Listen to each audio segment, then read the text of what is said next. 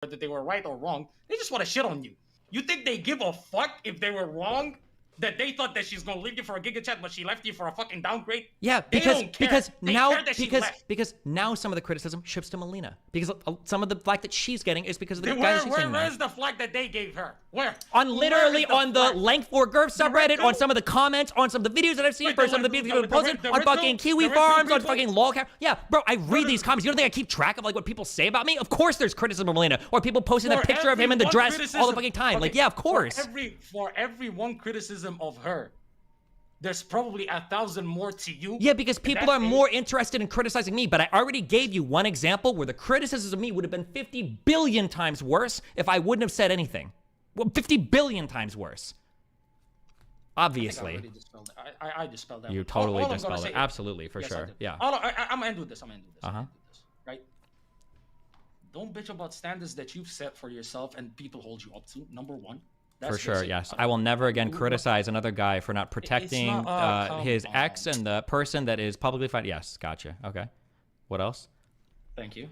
Again, you're coming at this way too fucking emotional. Stop Brittany. Who's emotional? I'm not emotional. I know how these things work publicly, and I know how like everything pans out, and I'm pretty happy with the end result of everything because most of the stuff went about as I thought it would. So I'm actually really happy with everything. With the end result of this shit. Yes, I think it went like about as well as I ever could have hoped it would have. Yes, at least so far.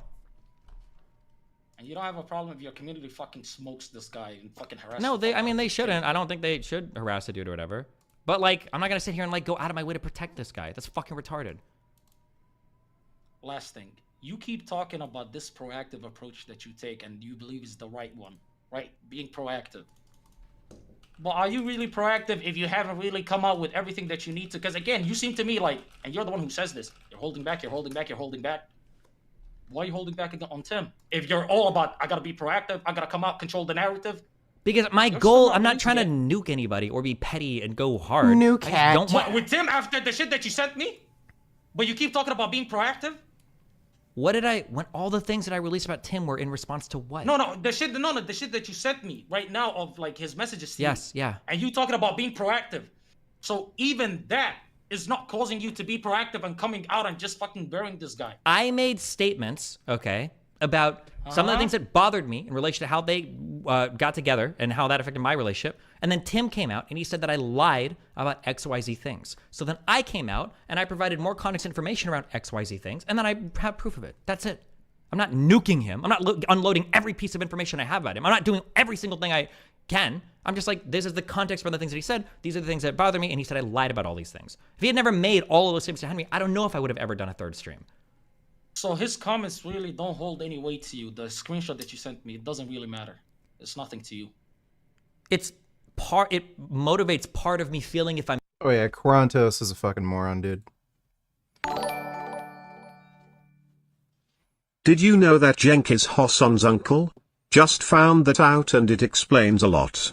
Also, do you think pets actually love us or just suffer from Stockholm Syndrome? I think pets actually love us, and yeah, I knew Jank was Hassan's uncle. Thanks for the donation, Cody. Why did you send it to me saying he fucking deserves what he has coming his way if they really didn't move you at all? Like, it didn't cause you to feel any sort of emotions? It's just like another thing where he could have made a different decision, and I have no like sympathy for that person. But the thing that I'm like focused on generally is when people call me a liar. Okay. But like, if he would have only made those comments and he never gave the interview and he never made those comments on his stream, and Melina never made her comments on his stream, where they all said that I was like lying about stuff, I'm not sure if I would have went public. Like, if I could mind my friend for information that I was here, because I was talking with her a lot privately, because I didn't know what was okay for me to release publicly, and I was talking to some people about like, do you think I should say that, blah, blah, blah, and I wasn't actually sure, okay, and I'll be honest with you, okay, because I am only human, all right? I was super happy when that interview with Henry came out, because I did want to fuck this piece of shit up a little bit, because of the comments that he made in chat, but I didn't actually have, I don't think with the comments that he made in YouTube chat, I don't know if people would have blamed me for it, but I don't actually think I had a good casus belli, okay? I don't think I had a good reason to go to war just because of the comments he made in YouTube chat, as much as I thought they were fucking annoying. I don't think I did. But then when that interview with Henry dropped, well, now I can use all the emotional feel from the YouTube comment chats and then the factual information over there, and now I can respond, okay? I'm glad that you did that interview. I'm happy. But okay, I don't think the YouTube comments alone would have justified me doing anything. Okay, that's fair. So the only reason that you don't fucking bury this guy is you want to feel like you 100% were justified in doing so, and the only way you could feel that is if he fucking comes out first. If he Basically, lies if first. yes, yeah. That's it. Yeah. That's it. Yeah. Okay. And like the fucking shit talking, that's just it's the intentions behind him that pissed you off is what you're saying, not the fact that he got to you. Is the Dude, fact Q that needs to get the he's fuck doing out of this the shit call. so brazenly. Like you're like, okay, fuck you. I want to actually fucking like shit on you now, and this is just fuel. Did I get that correct? Kind of, or like it's all part of like a bigger pattern of behavior that her and Melina at all points in time are acting only with regards to their own well-being and mental health, and they're optimizing for themselves while also simultaneously fucking me over in a lot of different arenas, and that behavior just continued over and over and over and over again. So like, yeah, that's going to factor into how I view the two of them, and then when he makes those same lying, then yeah, that's going to influence my response to everything. Sure. Question: If he doesn't come out with like a Henry type interview or like throw out some like fucking statements that are false in your opinion, right? If he doesn't do that, but he just consistently and continuously does what he did in the YouTube comments, and he does them all over the place, would that be enough for you to be like, fuck this guy? I'm probably gonna I'm probably gonna make snide comments and like slowly up the ante, but I don't know if I'm gonna do like a 1 to 2 hour discussion stream on it. I'm not sure if I would. Okay. You said hair. Is he trans? You said hair and Melina. Him and Melina. Oh, he's not trans? I don't think so. I don't think, bro, you're so fucking like. I don't know 100%. I haven't fucking got the dude's medical records in front of me. You really hate that fucking guy. Yeah, because, yeah, every person. I don't even hate him that much. He's just a conduit for me to talk about some of my relationship. And he said some dumb shit and he accused me of lying. So, of course, I'm going to take that opportunity to. You know what? Okay, that's fair. Good talk. Good talk. I enjoyed it. I was going to tell you relax, but you know what? In this topic, I think it's fair. Oh, fuck me. And I shouldn't even... Oh, that's true, too. Apparently, 12 days ago, when I was doing that initial talk, apparently, quote, I'm banning all negative chats about Mel and the other guy. Also, if I see it on Twitter, I'm blocking you there, too. Oh, so in my second video, I even did say this. So you weren't even fucking correct on the facts. Fuck me, dude. Wait, hold on. Wait, stop. You said it 12 days ago. Fair, I grant you that. But right now, the way that you're speaking was completely different from how fucking lucid and clear you sounded back then. It was different.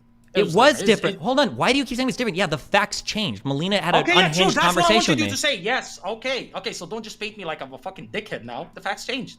Yeah, I've already said that. You're not exposing anything. Okay. Yeah. Yeah, I know. I'm bringing it back to that point is what I'm trying to say. Just because I don't want it to end when people just assume, oh, this thing, no.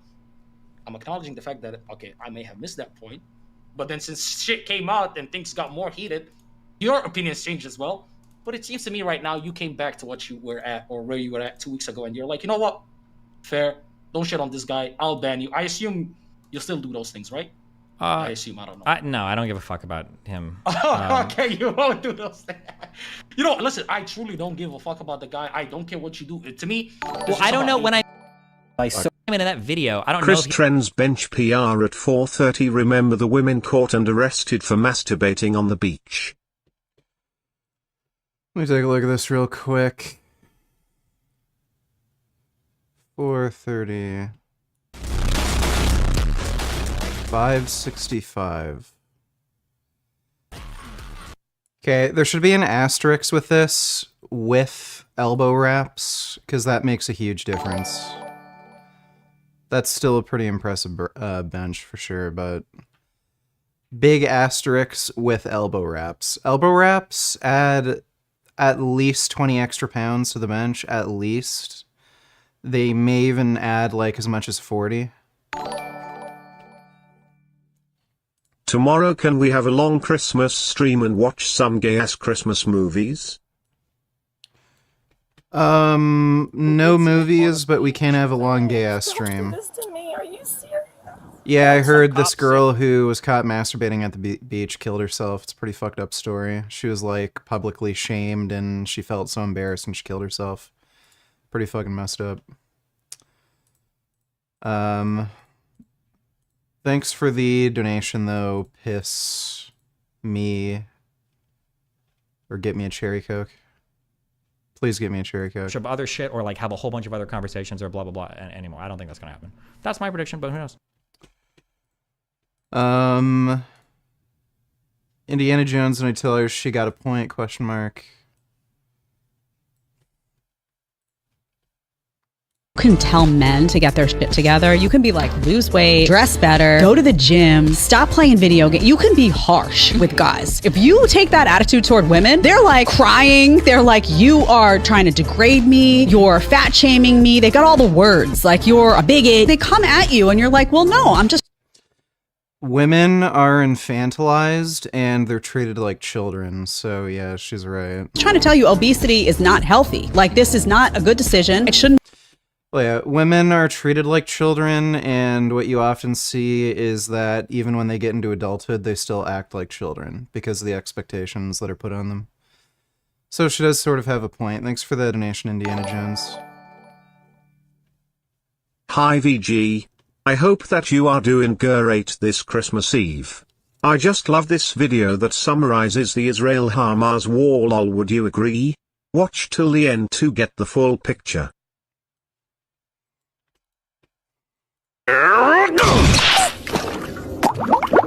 Didn't you hear me? I said I'm ready. That tickled! Ah! Ah! Do you have any sevens?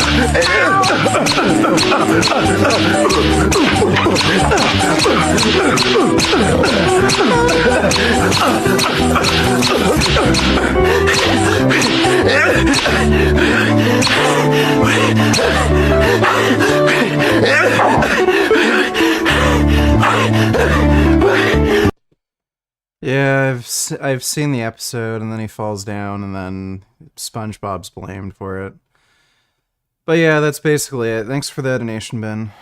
Sure are going to, we sure are going to do January 6th stuff tomorrow. I can feel that for sure. That is definitely going to happen, okay? Hey, what up, dude? Oh. Wait, what the fuck? I think my audio settings are messed up.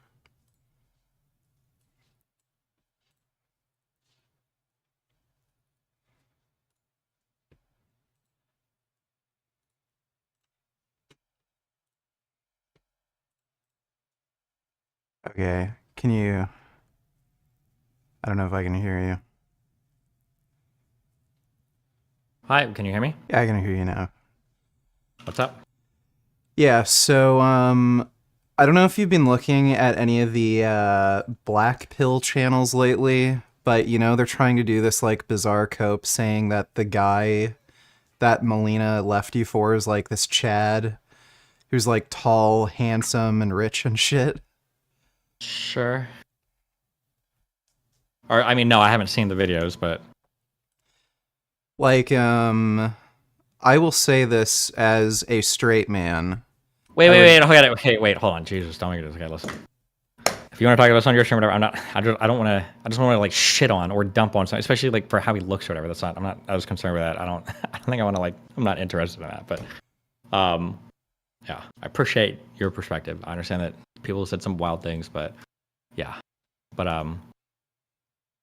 Okay. I just wanted to say, I think you're much more handsome than him.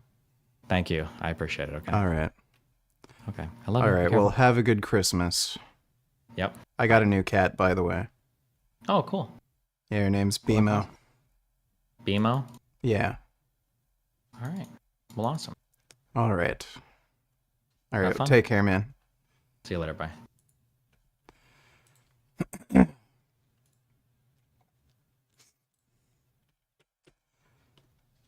Let's see. Israel-Palestine Middle Ground. Why don't we watch that? What I thought made the video spot on with the conflict is when Mrs. Puff came in to intervene, she was portrayed as the UN lol. Also, it looks like Italy has a little bit of fascism left there. This photo is not available in my country, so I cannot see this photo, unfortunately. But yeah, that makes sense that Miss Puff would be the UN. United Nations is fucking retarded. Thanks for the donation though, Ben. Appreciate it. Yeah, so for those of you who weren't in earlier, this is the new cat. Her name is Bimo. She is a very sweet kitty. She's very cuddly. And she is starting to get along with Prismo. That's, Oh, yeah. Oh, yeah. Prismo's following her. Prismo, do you have a friend? Oh my god.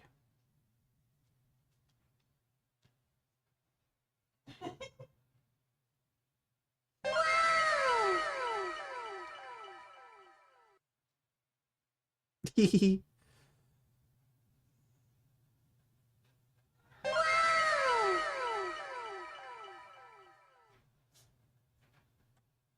my god.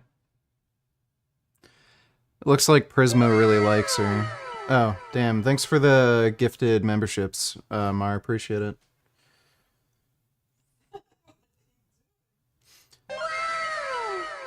Prismo, like, keeps going up to her and then she, whacks at him. Yeah, it looks like Prismo really likes Bimo.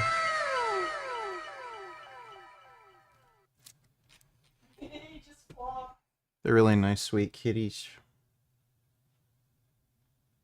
Look at them. Oh my god. That's good. Think that, you know, a Palestinian and Israeli would meet each other on the street or in a bar. It's so important to me to constantly be listening and connecting with people who have a different stake in this game from the other side. Sitting in the presence of What brand of vegan cat food do you feed them? We feed them Benevo vegan cat food. That is what cat food we give to the cats. Benevo. Thanks for the donation, Jessica. Appreciate it. Yeah, it looks like Bimo's warming up to Prismo. You know, I really don't know why Instagram posts from Ground News won't post, but direct links from their website will, lol. But yeah, fascism hasn't left Italy yet, it seems, lol. Let me take a look. Italy bans lab-grown meat and nod to farmers, yeah. Hafthar Arnold Prep. His genetics are so insane to regain this strength in such a short time. I will take a look in a minute. Thanks for the donation, Vegan N-word. Basically, the only reason they did this was to protect the meat lobby. There's absolutely no health concern whatsoever with eating lab-grown meat. It's the same identical product, so this is a move done just to appease the meat and dairy lobby there. Thanks for the donation, though, Ben. Let me see. 400 pounds!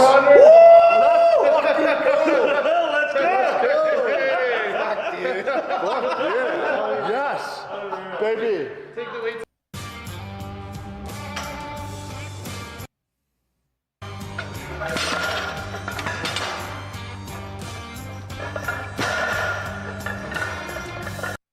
Ready? So.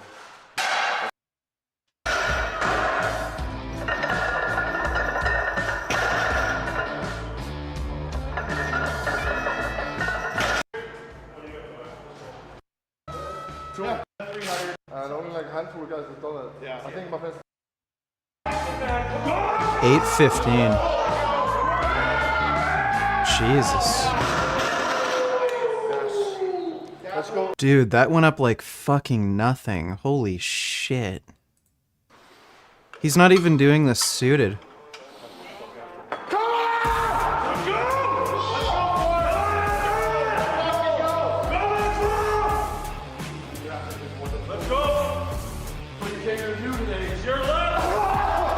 Fuck.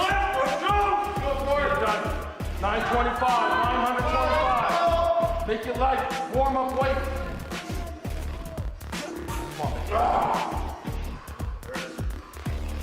Dig in, big power. Big push.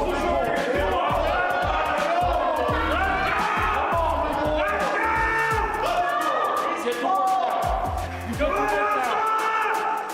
You take it on.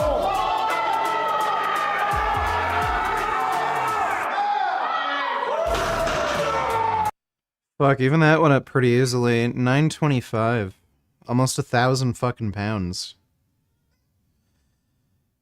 Yeah, like he's deadlifted 500 or over 500 kilograms before, so for him to get back to the strength, that's like easy because of muscle memory. What? Oh, yeah. Oh my god. Yeah, it's pretty crazy.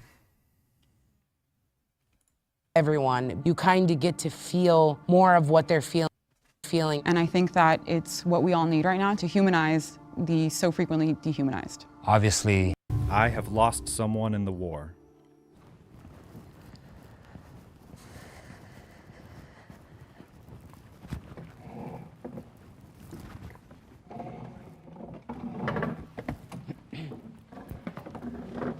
First of all, I consider everyone in Gaza or Palestine to be an extended member of my family, but Oh my god, what a fucking... This guy, you can tell, is a massive, massive douchebag.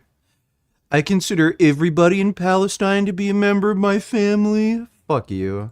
actually lost 23 extended members of my family in Gaza. Yeah. And for me, in the West Bank, where my family lives, I lost one of my cousins who was simply coming home from work at our family grocery store and just happened to be in the wrong place at the wrong time and ended up getting shot by an Israeli soldier that was posted up on the corner looking for someone and shot him, and he immediately died. Sorry to hear that. That story just sounds so fucking strange to me. So this person's in an active war zone where there's shit popping off everywhere, and they're going to a grocery store? Like, what? Sorry. Two friends who got killed in a massacre. Actually, one of them, her burned body just was recognized a few days ago, 40-something days. Abel, do any tellers react? Let me see. Vegan leather is one of the most damaging products there as far as the environment is concerned. Not true. Actual real leather is more environmentally damaging because in order to get leather, you need to grow cows.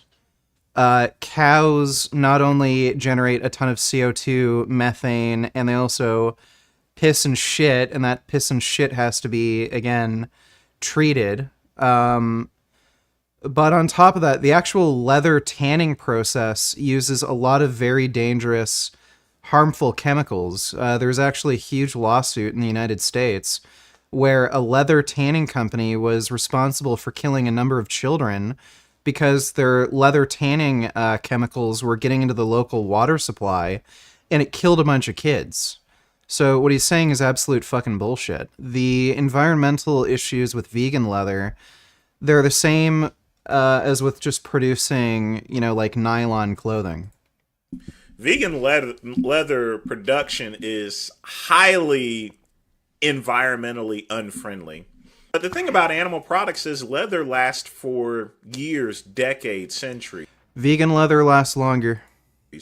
Vegan leather, for the most part, you'll get about 6 months to a year, and then you gotta buy it again. Yeah, that's not true. I have vegan leather, boots for my motorcycle. I've had them for, 5 years now. Nowhere close to being worn out. And that's what makes it so environmentally unfriendly. Yeah, Vince is an idiot and he doesn't know what the fuck he's talking about. Days after.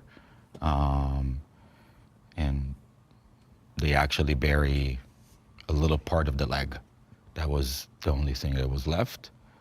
But I have a list of tens of friends who got killed because it's a long war, I guess. I didn't start on October 7th, from my point of view, I guess. Absolutely not, yeah. And yeah. Sorry for your loss. Yeah. I lost friends at Nova, one of the nature parties that was attacked. It's actually another nature party that was also attacked called Psyduck, which not a lot of people really know about. It's a smaller party. Smaller party, yeah. I was there. Yeah, I mean, Nova was the same location of my first nature party in. So Al-Shafar was shown to have no real evidence showing it was used as a command base. Kind of weird how it's so quiet out there about that when everyone couldn't stop talking about misfires at the other hospital. Do you agree the IDF were in the wrong? No, you're a fucking idiot. Literally, so there's disinformation campaigns being put out by these fucking mainstream media orgs where they're literally fucking lying.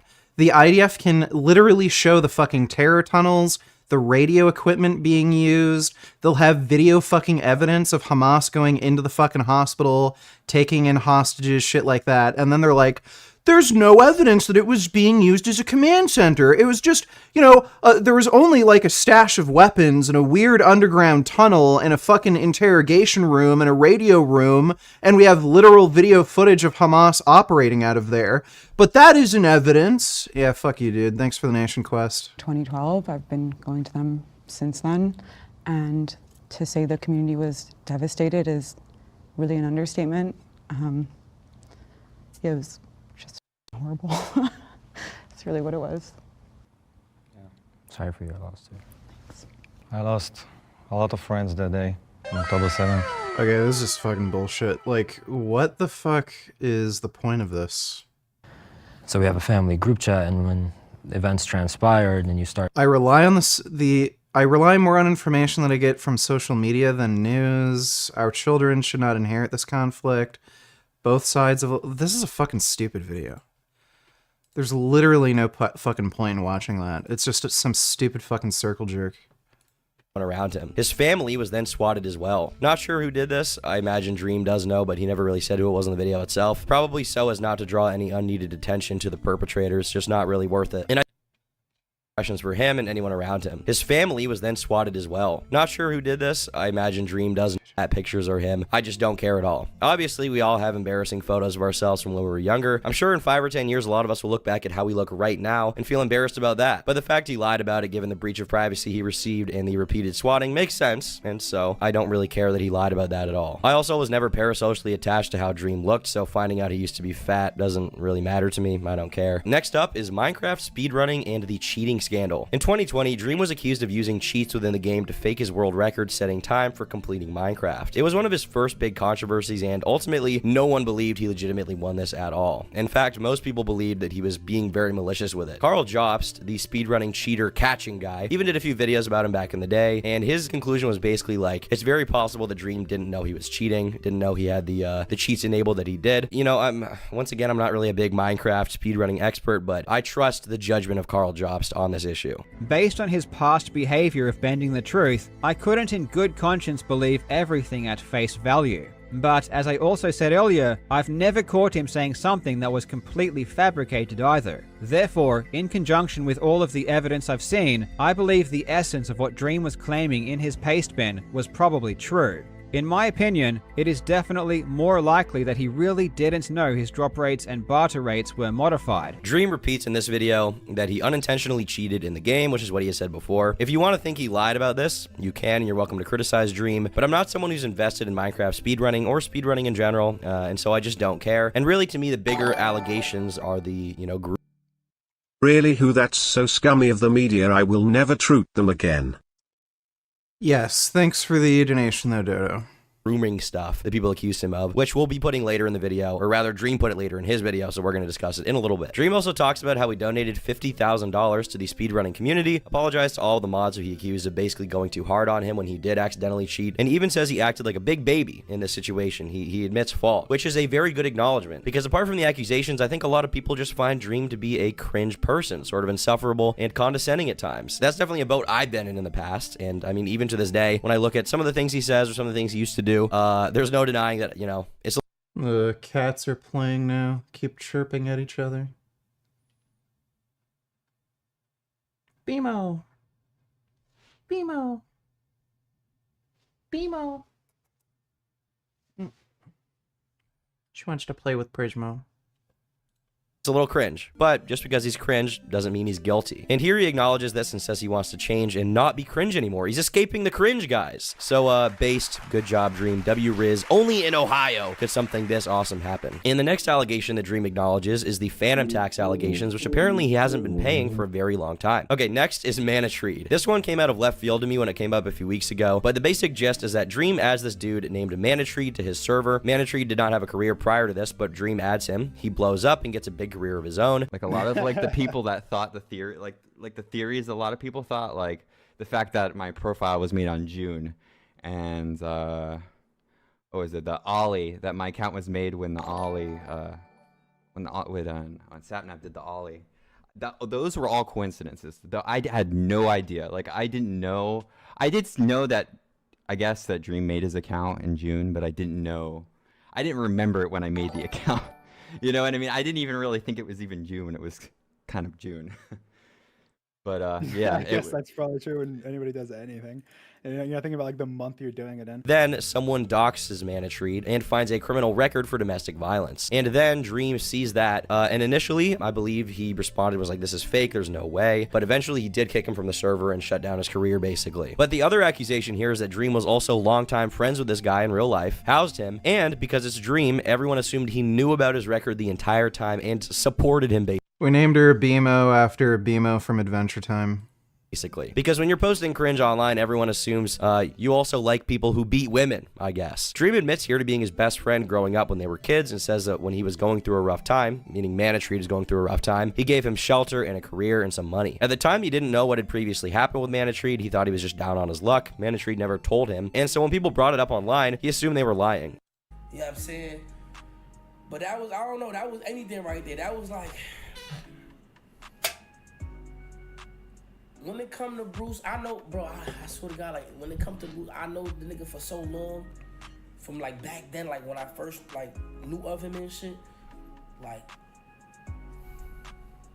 this ain't, for me personally, it ain't nothing new. I done seen Bruce go crazy on niggas, talking shit crazy, like, really flame niggas, like, since forever, bro. Hey, Jasmine.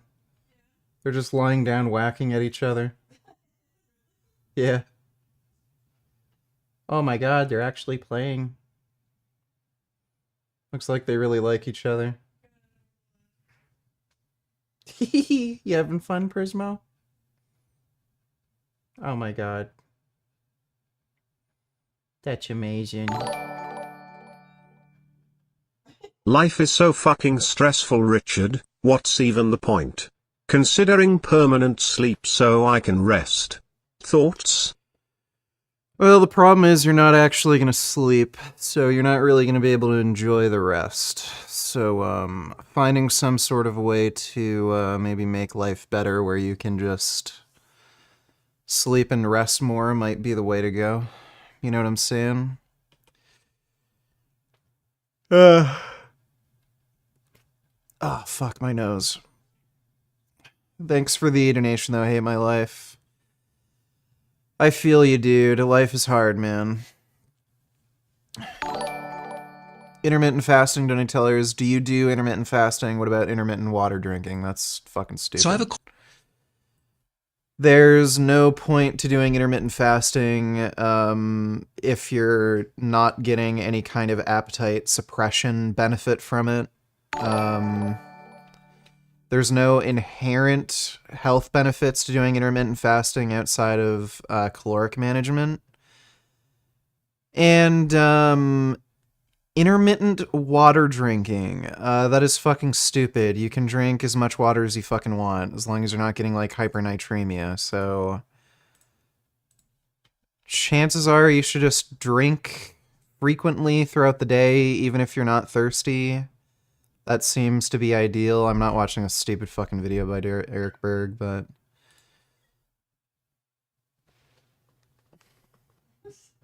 What are those weird meows? Yeah.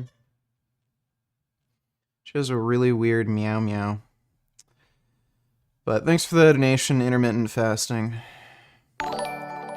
Cat Daddy donated $2. I'm hiding so IDF allegedly shot men in front of their wives and children, and then put the women and kids in a room, then shot and threw grenades in. UN Human Rights Office, OPT, unlawful killings in Gaza City has received disturbing information alleging that Israeli Defense Force similarly killed at least 11 unarmed Palestinian men from their family. Blah, blah, blah. Alarm about possible commission of a war crime. Well, if this is true, then hopefully they get prosecuted for it. Happens. Thanks for the donation quest. Cat Daddy donated $2. I'm hiding so nobody donos me. Cat Daddy bitch, gotta smell dick, but you know, I know how to flip it, stick it, suck it, and bounce it. Yeah, shit. I need a girlfriend, but I gotta grow my shit. How, you know, cat fappy, bitches fap fap fap. Yeah, okay, that's good to hear. Thanks for the donation, Cat Daddy. Is video proof that gremlins exist? Let me see. Whoa. I think you're right. These might be gremlins. Wow, they're really whacking at each other.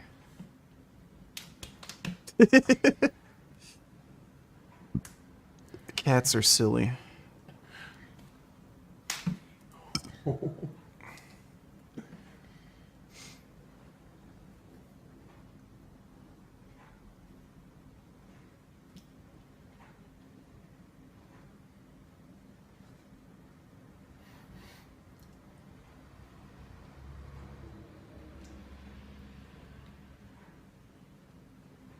Those are some good gremlins.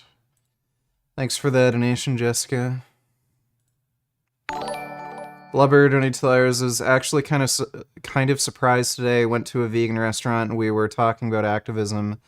So I brought up your channel and some of the vegan guys over there started slandering you, saying that you spread veganism in a bad way. I was like, what the fuck, lol. Well, you see, there's a lot of pussy-ass bitches who can't handle the truth or anybody acting real, so they whine and cry about any little thing I say. So yeah, it's nothing new. Thanks for the donation though, Blubber. Oh, by the way, Merry Christmas Eve, VG. Well, thank you, Dodo. Merry Christmas Eve to you too. Kid Boo donated $2. My nigga spittin' facts. You know, I often Let's see. hear women say things like it's not fair, and I always say dating is not fair, attraction is not fair. Men and women are sexually dimorphic. We have different mating strategies, we've evolved different sexual selection strategies, and it's for the betterment of us pushing along our lineage. What is most sustainable, what is most attractive to us that will allow us to have kids and their kids to have kids and their kids to have kids. So dating is competition, and competition, everybody can't win. I don't fucking care. This is just a stupid video.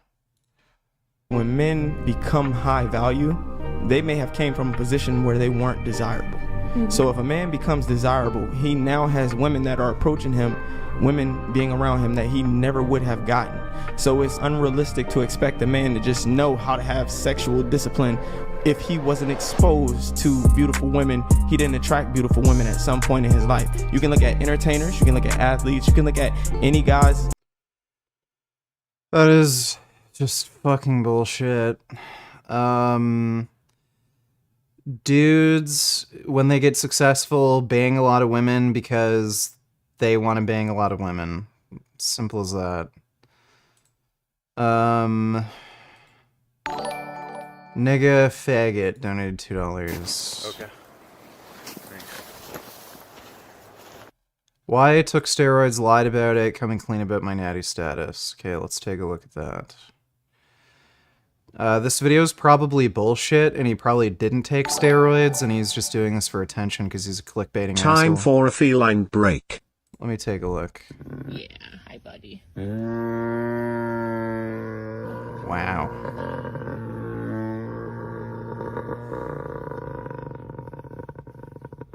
Oh my god. Would you mess with her? Oh, okay, well fine. Wow. That blue sky. That's a really big kitty.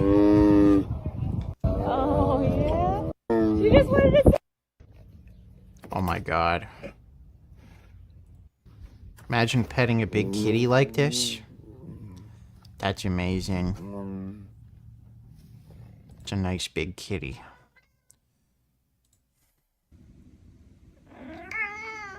Whoa.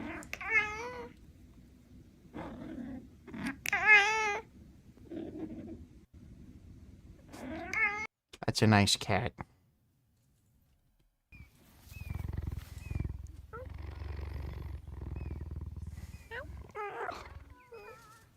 Oh my god. It's a nice cheetah.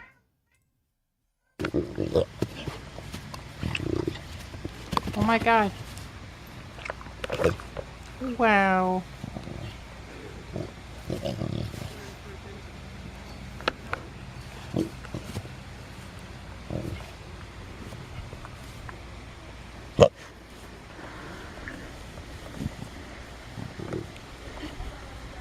It's funny how similar all these cats are. They're like all the same, just large. These are some pretty good cats. Thanks for the donation, Bend Over. Abel donated $2. React. Let me see. LGBTQ rights or economic stability? Why can't you have both? You need to Somebody already sent me this like a week or two ago. Thanks for the donation, though, Abel. Appreciate it. Rolling. Where do I start? Honestly, I never really thought I would make this video. I'm guessing a lot of you are probably going to feel pretty let down by this. You might even feel a bit betrayed. But I'm guessing you probably just feel lied to. And that's because you have been. I lied to you. So clearly, I'm a piece of shit, right? I never asked any of you to look up to me. I'm not your God. I never asked for any of that. Not hear me say sorry today. Because the truth of the middle truth of it is that I could continue to lie about this. Is because the fitness industry is toxic as shit. I'm going to be crucified for this shit. And that is why people are so afraid to talk about it. Logistically speaking, this is a very stupid decision I'm making to talk about this. Specifically, financially. Why did the background change out of nowhere? What the fuck? Imagine consuming yogurt. My grandfather eats it all the time and it looks like he is eating throw up. Do you have a favorite type? I fucking hate yogurt. Anybody who enjoys yogurt is a fucking piece of trash. They're literally scum. They don't deserve to live. And the fact that Penguin Zero enjoys yogurt only further proves my thesis that he is scum. So yeah, yogurt is fucking disgusting. It is the worst fucking shit imaginable. Thanks for the donation, though. Richard did nothing wrong. How you been this past week, VG? Hope you've been getting better. Haven't been doing great, honestly. I'm trying my best to, you know, hold it together, but not doing great mentally lately. But, you know. Hopefully, you know, winter is over with sooner rather than later, and then hopefully with the better weather, my mood improves. Thanks for the donation, Intermittent Homosexuality. Right now, I'm making more money than I ever have in my entire life. I made 10 grand off of YouTube alone last month. And the reality of this is that this could cause a lot of you to withdraw your support from me and essentially undermine everything I have worked so hard to build. Dylan McKnight is a lying, clout-chasing fucking jackass. Like, this video is already fucking pointless to watch. What the f- But I cannot So, tell us about your fucking steroid use. I thought I was a role model, blah, blah, blah, blah, blah. I'm coming clean now. I made $10,000 last month. I don't fucking care. It's an awful lie anymore. You know, this has eaten me alive for just over 3 years ago now. I took this arm. Now, this is not quite a traditional steroid. You know, this is probably a category below, but nonetheless, it is still a performance-enhancing drug. The compound that I took was MK2866, more commonly known as Ostarine. I purchased them in 15 milligram tablets, and I cut them in half. So I was taking 7.5 milligrams of Ostarine every day, and I did that for a month and some change. Now, I am not trying to defend what I did or sugarcoat what I did by any means, but understand that women who take Ostarine, they take more than that, okay? So this was an extremely minimal and conservative dose of the drug I was taking. Right off the top of my head, I remember it making me significantly stronger in the gym. It definitely leaned out my physique, but not only that, it definitely dried out the body. It just made me appear a lot less watery. In a lame terms, Great. what and this is like the best way I can articulate it, is it seemed to keep me the same size, but it just made me drastically leaner at that size. It was crazy. It was wild. So yeah, you should definitely take it. Don't take it based off first time taking anything. You know, I just wanted to get my feet wet. Little did I know, this very long time. I honestly don't know how I didn't. Hey there. Oh, yeah. Such a sweet kitty. So much less stinky. Huh? Yeah. It's a good kitty. Huh? Yeah, it's a good kitty. Uh-huh. Mm-hmm. So silly. Huh? Yeah. Oh.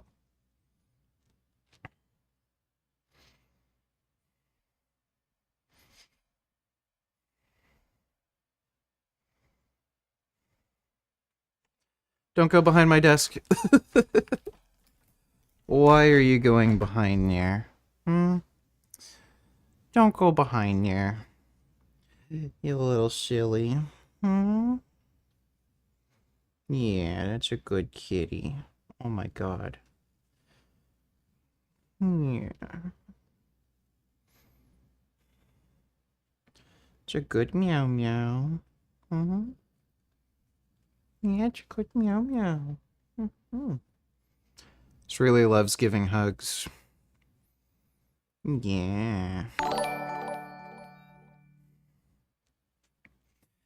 Aaron P. Donny Tillers, is there any big videos you're watching tonight, like Queued Up? Hope you and Jasmine are doing good. No, not really. I was kind of planning on watching that Jubilee video, but it turned out being a piece of shit, so don't really have anything planned as far as video watching. Oh. Oh. A little clumsy. Hmm. You little clumsy baby. Mm-hmm. Meow meow. So good meow meow.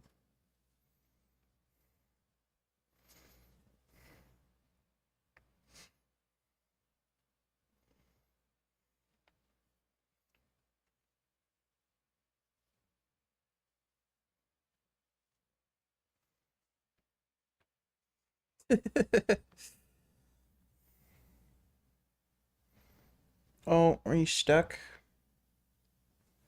Are you stuck? Yeah, you're a kitty.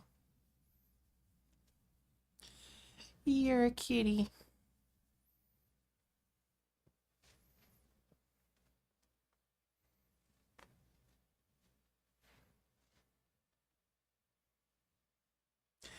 Cat butt. Oh my god, her toe beans.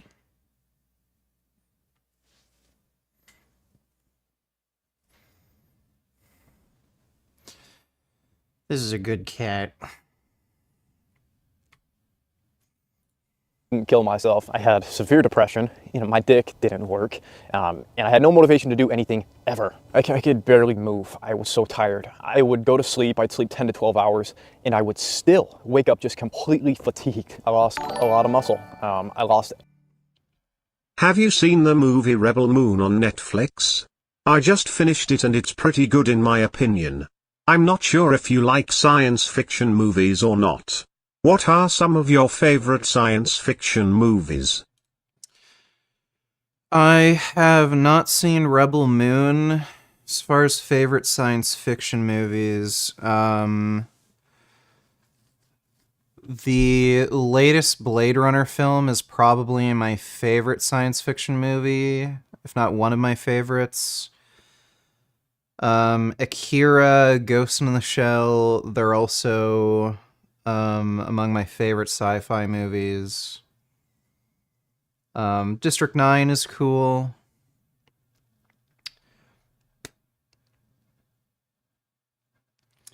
Yeah, those are some of the ones I can remember off the top of my head. Thanks for the donation though, Vegan Ninja. How are you feeling tonight? Well, James, to be honest, I'm feeling, weird. I have like a weird nervousness and anxiety. That's it. But aside from that, I guess I'm doing okay. I've got a new kitty. Don't know if you saw. She's a really sweet kitty.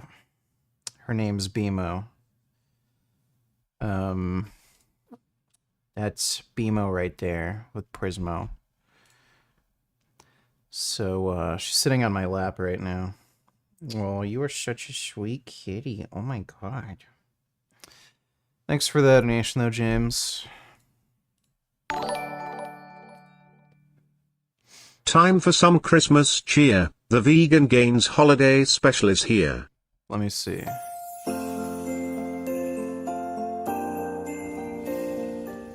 Good evening, my name is Gig. Tonight I will tell you a holiday tale. Gather round, as we embark on a journey filled with festive cheer, heartwarming moments, and the spirit of giving. The air is tinged with the scent of pine and cinnamon, and the twinkling lights on every doorstep.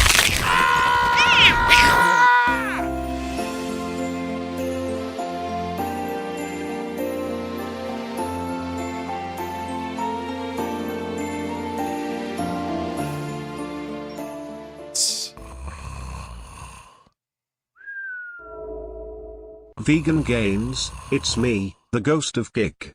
I gotta tell you something very important. Tonight you will be visited by 3 spirits. The first will be the ghost of Christmas past. The second will be the ghost of Christmas present. And the third will be... Ooh.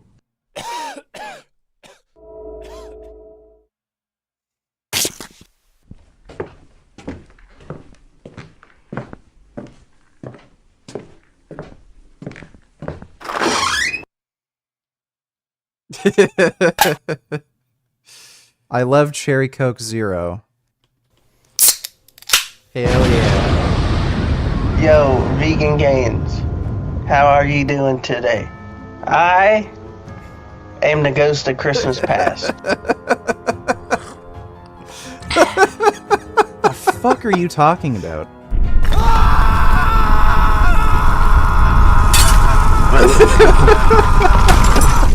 Uh-oh. Oh my god.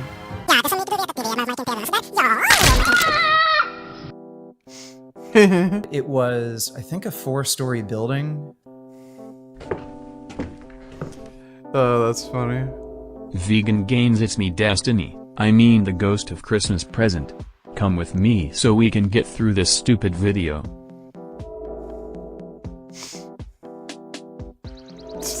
Great, now let's do some reactions and give amazing commentary. We are commentary YouTubers and we watch videos for a living. Let's get to the video. What do you think about this, Vegan Gains? I'm gonna get some ice cream cones. I'll be right back. That was intense.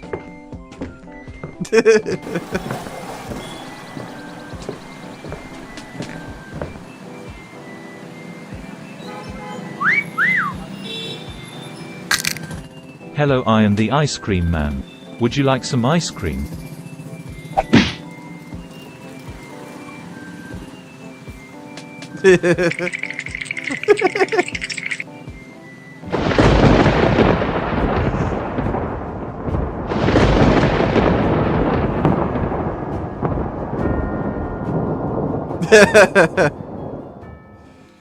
Oh my god.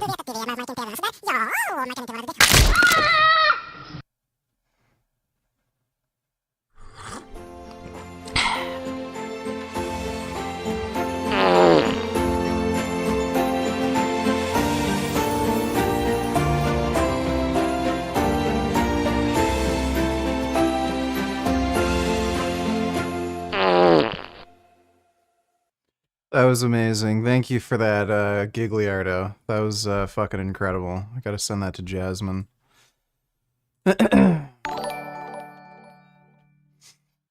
Any new Frank vids? How did you get BMO? We adopted Bimo through an animal rescue. Which rescue was it through, Jasmine?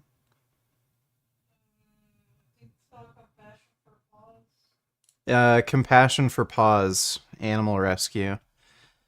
Frank is banned from YouTube for a week, so I don't think he has any new videos unless he's posting to his Instagram, and his TikTok is also banned. Oh. Let me take a look. Yeah, I think he's only posting on Instagram. Oh my god, dude. Here's Mike Muir's gift to you, VG underage poison ivy that looks like Greta Thunberg. So here she is. Thought she'd be taller. Are you serious right now? Poison ivy is a redhead. This is a plant. You might be the dumbest.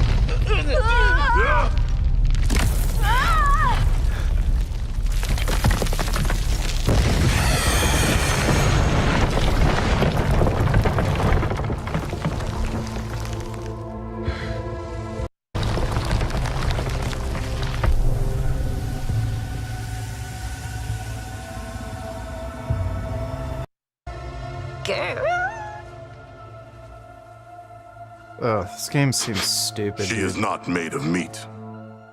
Is this what you call a vegetarian option? I don't know you, but my pheromones remember you. Strange emotions. Go. This game looks like absolute shit, dude. The things that are coming. All of them. They're... Yeah, I am not getting that game. Looks like trash. Thanks for the donation though, Dodo. Let's see. Frank Tufano's Instagram. Oh yeah, we've already seen those.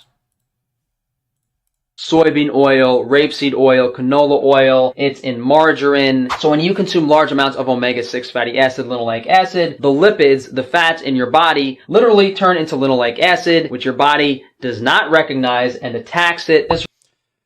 Your body does not attack linoleic acid.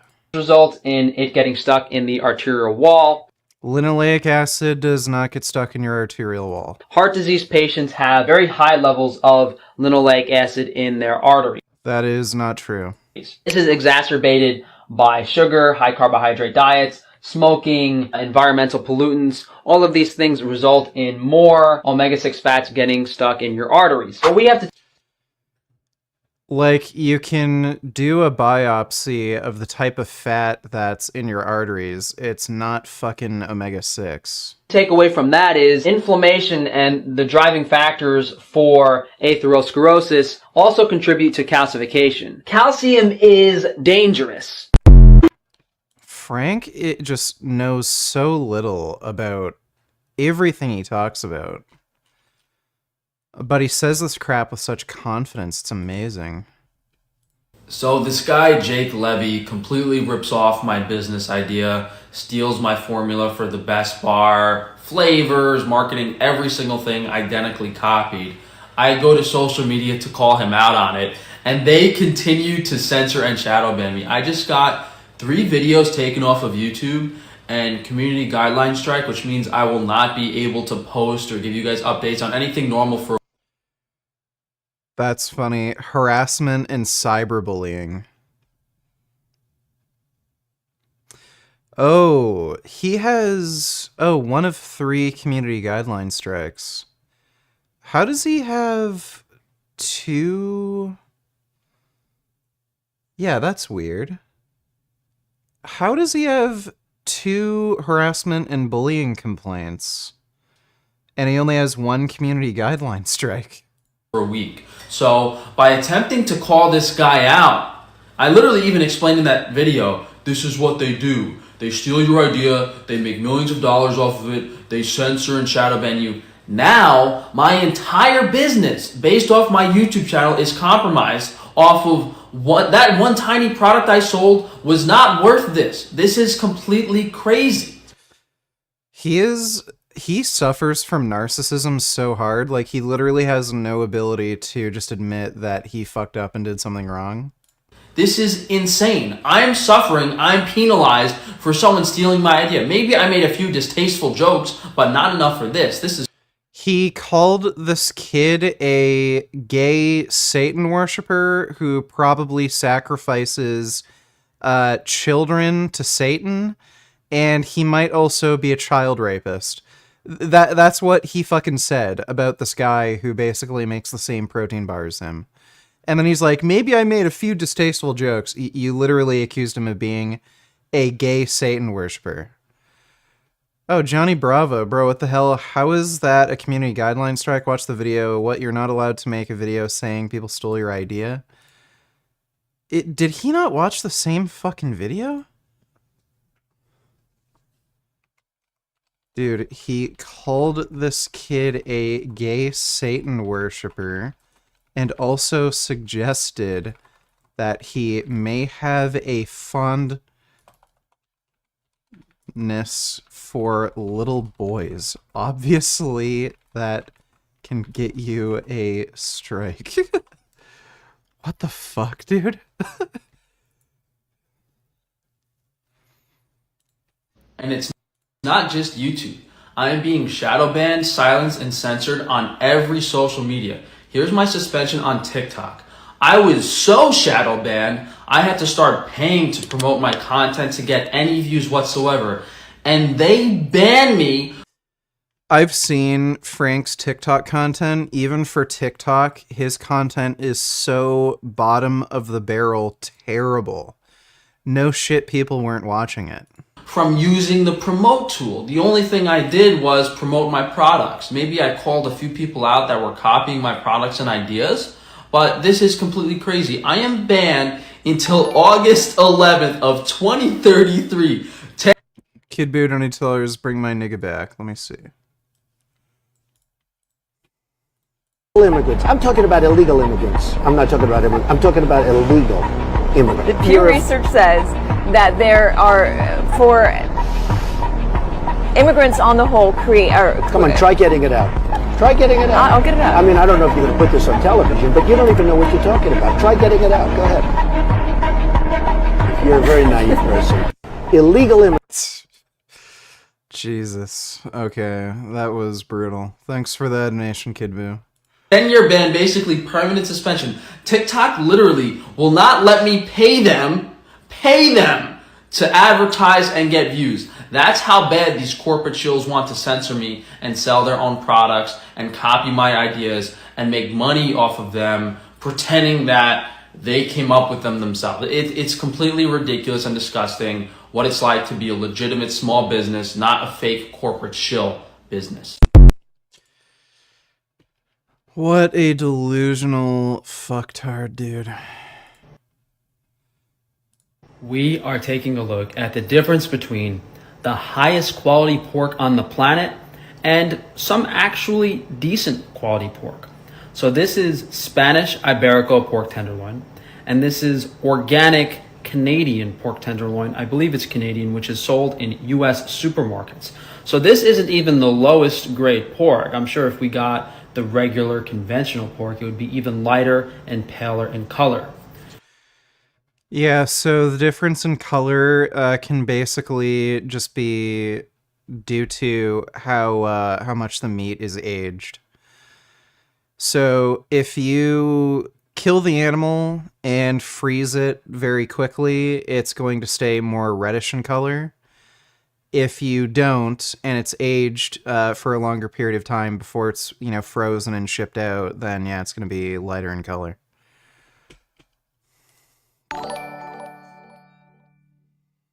Cat Daddy is in the house, bitches. Now I will fuck all your asses and suck your dicks. I want all the man goo from everyone in chat. I am here to receive the ultimate phallus. Give it to me, Daddy Richard. Please, Daddy, please. Trump 2024 niggas. All right, well, thank you for that, Cat Daddy. Appreciate the donation, sir. So not only is the higher quality pork more nutritious, you can see that in the darkness of the meat. Like the red color is created by hemoglobin. That's it. There's nothing about it being redder in color that makes it better for you. That's an indicator of higher mineral, B vitamin content. Overall, just no, it's not. So much better for you. It also excludes any possible negatives that were in the feed that is typically given to pigs. And we're talking about corn and soy. Even if it's organic, it's going to be high omega-6. It's going to be full of chemicals, antibiotics, estrogens. Just removing the negatives. Even if these two were identical from a nutritional standpoint, you would still not want to eat this. Prim, come here. She's on my lap. She's been on my lap for a while. Come here. You want to say hi to your sister? There's your sister. Because of those negative things that are essentially poisoning your body. So once we're able to remove those from the diet, then we can focus more on the nutrition. But outside of that, guys, this is so delicious. It literally smells like acorns. It's amazing. I could eat this every single day of my life and be incredibly happy. So the diet of if you eat pork every day for the rest of your life, you're probably not going to live too long. These Spanish pigs is primarily acorns, and that's what it's famous for. It's a really, really special meat. We have this available on frankiesfreerangemeat.com. That is fucking disgusting. So here we have a regular supermarket chicken, and this is a high quality chicken. This main marketing is no added hormones. Here we have corn and soy free. And when you're talking about free range, grass fed, pasture raised, depending on what meat you're buying determines what you should be looking for. For chicken, the most expensive, highest quality is going to be corn and soy free. And when you look at these two chickens, you'll notice like the breast on this is much bigger. These are both 5 pounds, and this has a more natural muscle distribution because it is a heritage breed. You'll also notice it is much darker. If we start looking at the flesh here, it's really deep pink, and in some cases you'll see poultry can have red flesh, especially wild turkeys, whereas this commercial bird is like really, really pale, beige, almost white in some cases. That's a direct indicator of the vitamin and mineral content. Yeah, it's probably due to the breed. Different breeds of chicken have different colored flesh, and you can actually find breeds of chicken that are black, and even their flesh is black. So it's probably just breed specific. So when you're giving these chickens higher quality feed, you're getting higher quality meat that's healthier for you, that you need to eat less of, and most importantly, you're not poisoning yourself. Because when we have these corn and soy, agrochemical filled antibiotics, it's so bad for the chicken, and it's so bad for you because some of that stuff stays in the flesh and you're eating it. Not only are this is just... We are taking a look at the difference between grain-fed and grass-fed beef. And the first thing you might notice is the sheer size difference between these steaks, despite the animals being similar age when they were processed. That's because feedlot cattle are pumped full of growth hormone, estrogens, antibiotics, things to make them grow at unnaturally higher rates, especially the grain-fed feed. And there's nothing bad about grain necessarily. The issue with that is the way we grow grain in America with lots of agrochemicals, herbicides, pesticides, fungicides, insecticides. You're basically poisoning the animal. So there would be nothing wrong with giving a grass-fed cattle some high-quality organic. Vegan poop. These videos are just fucking boring. Vegan poop donated to others. Canada and USA in a nutshell. At least you guys have made. Let me see.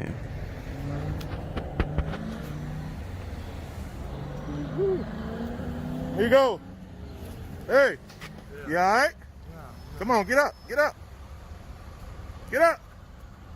You all right? Are you ODing down here? What kind of drugs did you have? So we can help you. Come on, get up. Get up.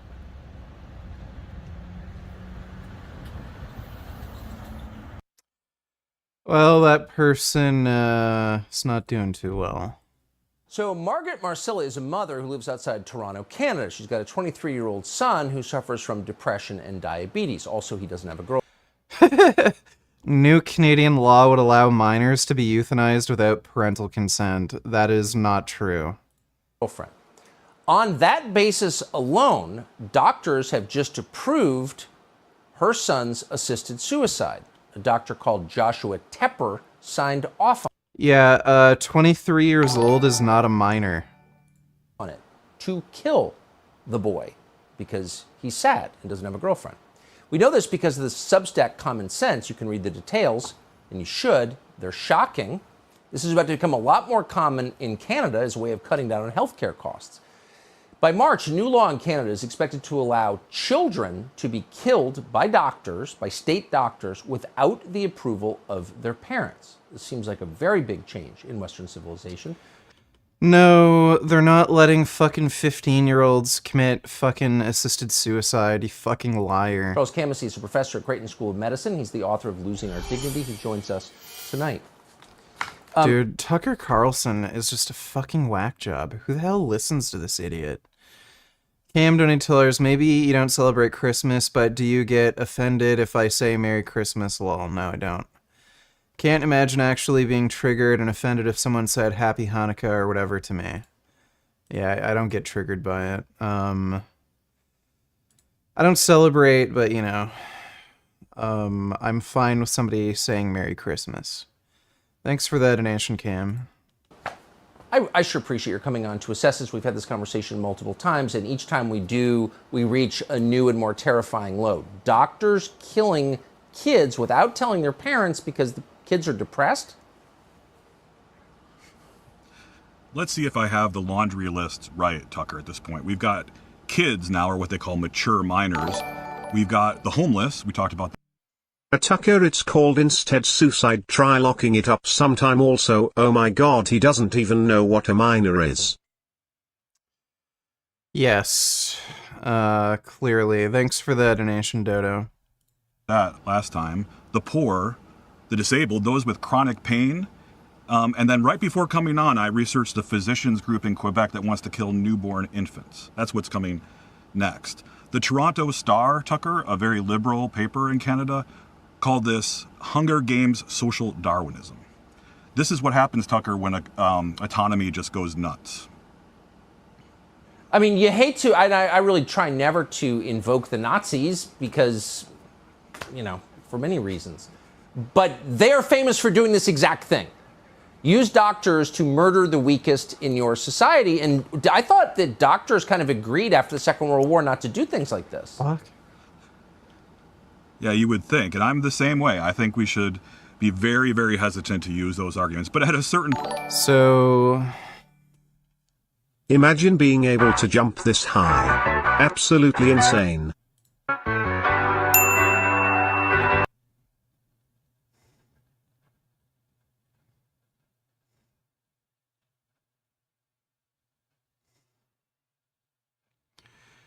Yeah, that is a pretty crazy vertical. It's not a standing vertical, but still. I don't know what a standing vertical would be, but that's still a pretty good vertical leap. Thanks for the donation, Cam. Appreciate it. Yeah, so the whole reason they're allowing for assisted suicide, even of young people, is because suicide is extremely costly. Even if the suicide victim is successful, it can still be extremely costly to the healthcare system. You can also prevent suicides by actually having assisted suicide. The reason being is if people are not committing suicide in private and they can go to a clinic who can say, you know, there are people who love you, you might want to think this through, da-da-da, they might not actually go through with suicide. Whereas if you just leave it up to the person, don't give them some sort of way to commit assisted suicide, Well, now they're just gonna, like, again, when they're feeling lonely, jump off a roof of a building. And then if they don't die, they're gonna be horribly debilitated the rest of their life. It's gonna cost the healthcare system, like, millions of dollars. So it just makes more fucking sense to just allow people to commit suicide. Point, Tucker. If the shoe fits, Canada has to wear it. Now the question is, can we stop this from coming to the United States? It hasn't gotten here yet, and I think we can. For instance, New York, Connecticut, even. I just want to say Merry Christmas to all the Jews. Suck it, kikes. Thank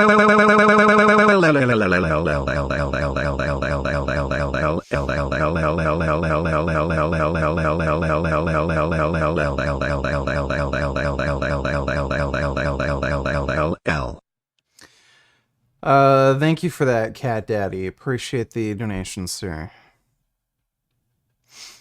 States like that have not legalized even assisted suicide yet. And so what we need to do, Tucker, and all your listeners need to do this, is support in whatever way you can healthcare that is about caring, not killing. In fact, there's a coalition of people. There's a coalition of people coming up with a brand new medical school, the Padre Pio School of Medicine in 2026, that is going to do this very clearly, very ably. And if others would like to join a coalition of people who are doing this, I urge them to send me a message through my website, charlescamosi.com, or through Twitter, because we have to get off the couch and do something about this for those of us that see the writing on the wall here. Shouldn't the American Medical Association weigh in and just say unequivocally, doctors in the United States don't get to kill children just because children are depressed? A doctor's job is to help people, make them better, not to kill them, give up on them when they're kids. Like, this is no different than Alex Jones saying, like, Pepsi is made from fucking aborted fetuses. Well, as I wrote at length in Losing Our Dignity, Tucker, we have a very, very different healthcare system than we had even 20 or 30 years ago. It is hyper secularized. It is often based on cost-benefit analyses, even something called quality-adjusted life years, which is basically ableism. We've had a lot of talk about ableism over the last couple of days. This is ableism right here. And it's no accident that the disability rights groups are our biggest allies in this. We should continue to employ them as, again, we get up off the couch here and fight. Yeah. Okay, well, they're delusional idiots, and they don't know what the fuck they're talking about. Let's see, Dylan McKnight. Everything I had gained from the performance-enhancing drug and more. The muscle literally atrophied. So I lost all the size I had gained from the drug and more. I've spent the... I was bulked up. When somebody asks me, enough. I think that's what... Okay, so now he's saying he's not taking anything. Great, whatever. Dylan McKnight is a creepy fucking weirdo who hates pretty girls. Script once you got all the research material. I mean, it depends on what you like. For me, I always try to write succinctly, without too many big words. But I also don't want it to be like completely juvenile, so I try to get a good mix in there. But I mean, yeah, I mean that's really all I can say. Yeah, that's fair enough. Well, I guess since it's Christmas time, what's you guys' favorite Christmas movie? Just Friends is my favorite rom-com. I like that movie a lot.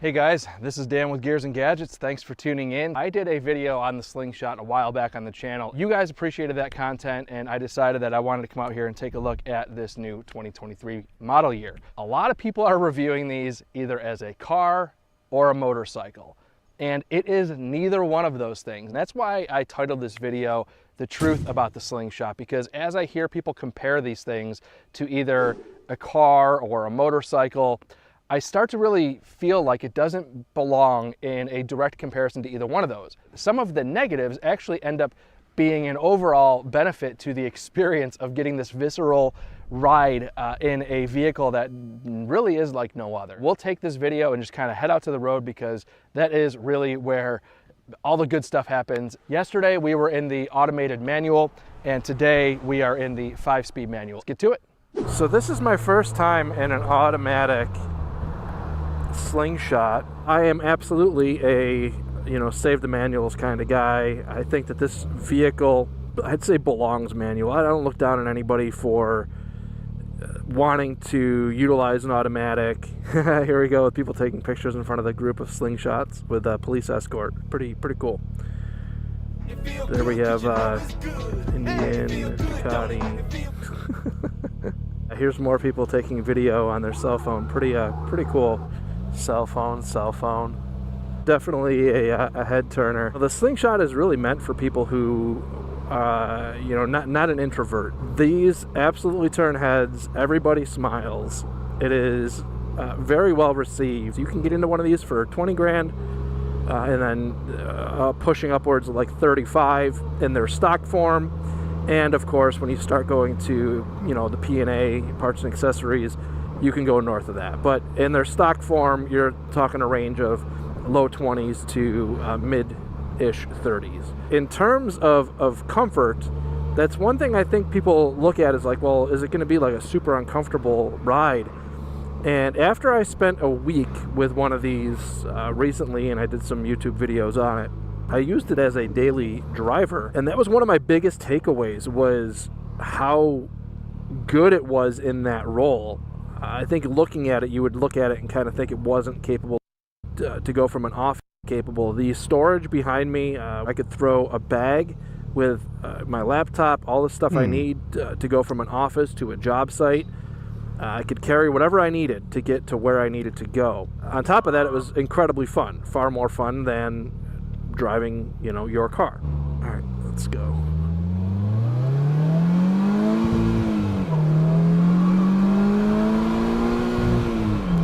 Okay, so that's pretty much all that I need to know about this automatic. If you are somebody who is used to driving a manual and you want to go to an automatic, this is basically, it is an item, one of these things. So it puts it in reach to people who don't know.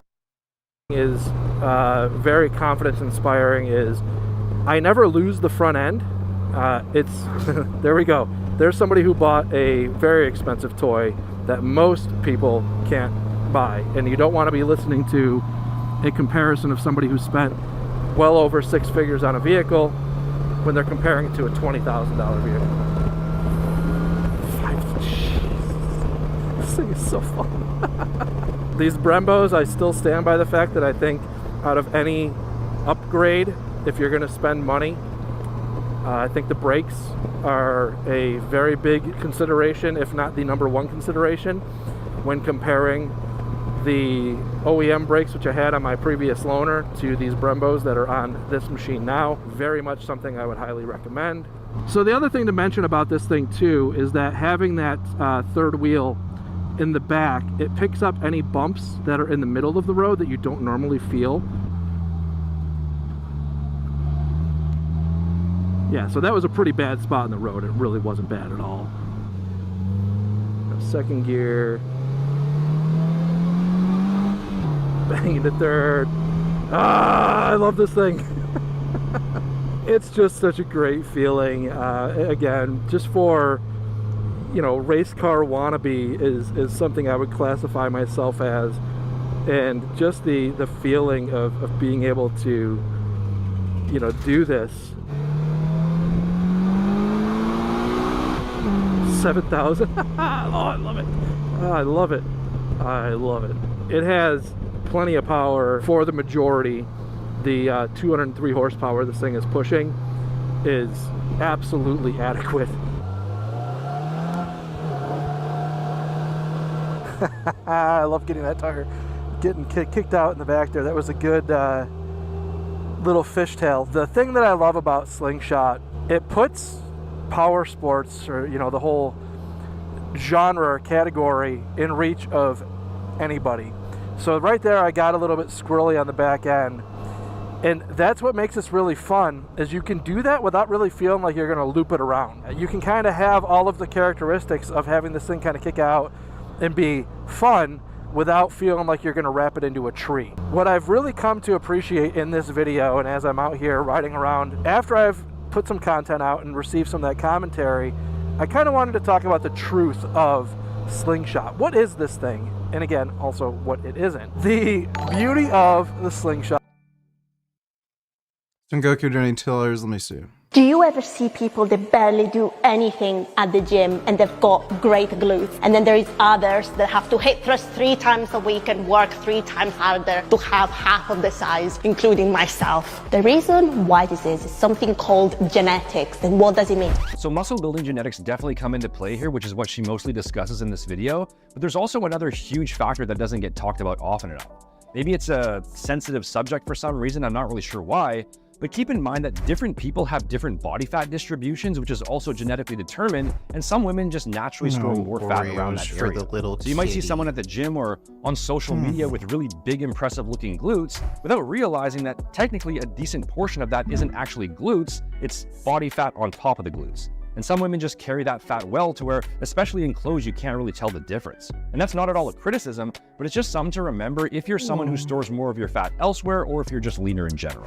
Subscribe for more no BS fitness tips. Do you ever see people that Yes, that is true. Thanks for the donation, Son Goku. This cat is so pretty. Oh my god, she's your pretty kitty. Merry fucksmas fuckos. Now suck my jingle balls. I am so hard in my nether regions right now I could fuck anything. Now I'm going to go breed a trans prostitute. There will be so much semen swapping, oh yes. It's going to be a white Christmas, oh yes. That's good to hear. Thanks for the donation, Santa Claus. Hope you have fun breeding that tranny. Is it is a category all on its own. And anytime you start trying to compare it too much to a motorcycle or too much to a car, you start to lose context of the fact that it's not meant to be one of those two. Yes, this is a new cat. Her name is Bimo. We just got her today. Isn't that right, Bimo? She's a really sweet, cuddly kitty. Yeah. She was really stinky when we got her and I had to give her a bath. She's still a little stinky, but it's okay. It's okay to be stinky. Yeah, it's okay to be stinky. Stink, stink, stink.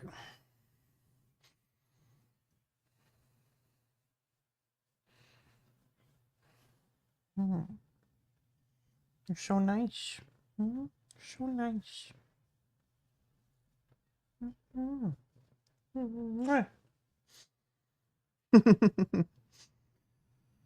She's so much smaller than Prismo, too. I don't know how big she's gonna get. She's 5 months. I'm pretty sure Prismo is a lot bigger than her at 5 months. Stop trying to eat my Oreos. No Oreos for the cat. Two things. It is meant to be in the sweet spot. So let's talk about the negative characteristics of it as well, because with anything there's going to be trade-offs, and the Slingshot is not exempt from that. The difference with the Slingshot is that I feel like its shortcomings actually add to the character of what it is, and if anything, for those who really want to experience something unique, can actually embrace some of those as well. And I think Slingshot knows that. And when I say Slingshot knows that, I don't mean the brand, I mean the vehicle itself. When you get into these corners, it stays, it tracks, you feel confidence going through them. I never feel... Frank eating red meat every day is bad. He looks like he might delete himself later in life because of surgery. This carnivore keto crap is becoming dangerous. Even health shows on TV keep pulling people in to eat meat and dairy. They want us sick, it seems. Hopefully Frank deletes himself sooner rather than later. Hopefully his misery just becomes unbearable and he just doesn't exist anymore. I hate him. And I really hate how he has that stupid meat business. No Oreos. No Oreos. Yeah, you're a good kitty. And yeah, the fucking keto and carnivore shit, it's a fad. And you're seeing a lot of grifters promote that bullshit fad. But thanks for the donation, Lulzy.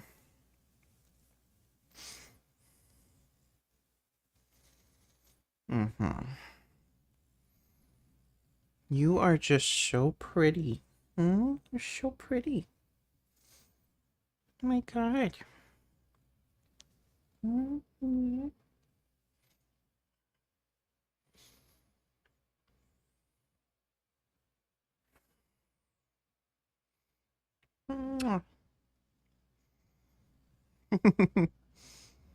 You're a really silly kitty. Yeah.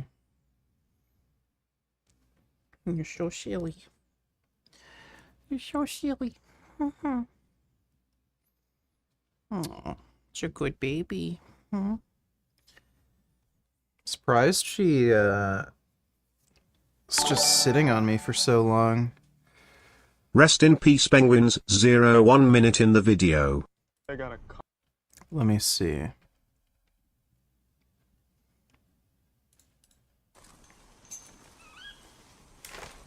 No, no, no. I guess crime never sleeps.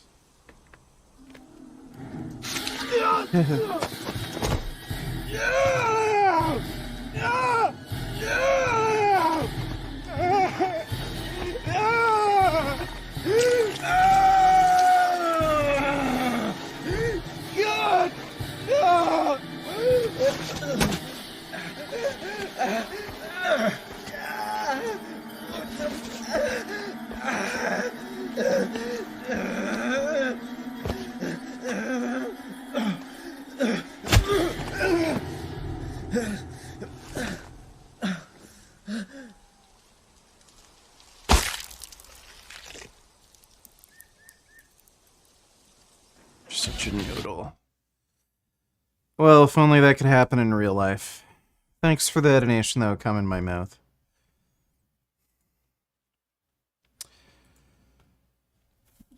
Feel like it's going to plow through a corner. I can accelerate out through it. I am not Mario Andretti. I don't, have that level of skill.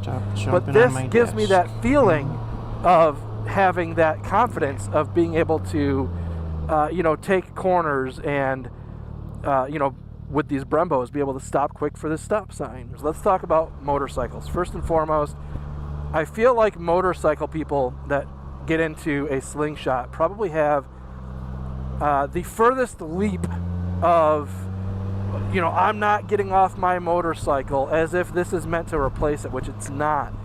But when I see those comments, I would ask... Could you get out of there? Bimo.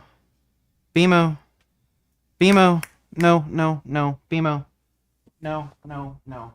Bimo, come here. Come here. Come here. Jesus. Oh. He do be cute, though. Oh. Let me take a look. Dodo's boyfriend.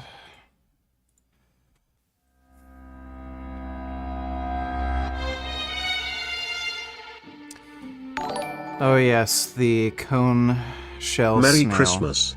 And Maui Christmas and Joey New Year. Who is that cat? This is Bimo. She is a new cat.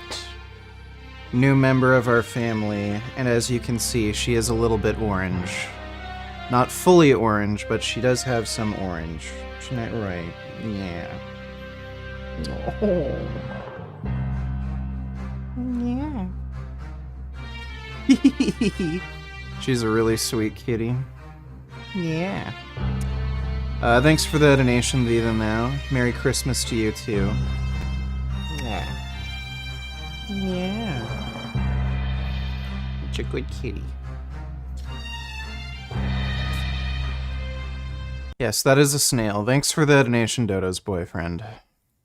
Ask those people to think about what it felt like the first time you got on a motorcycle. We'll start judging it. Alright.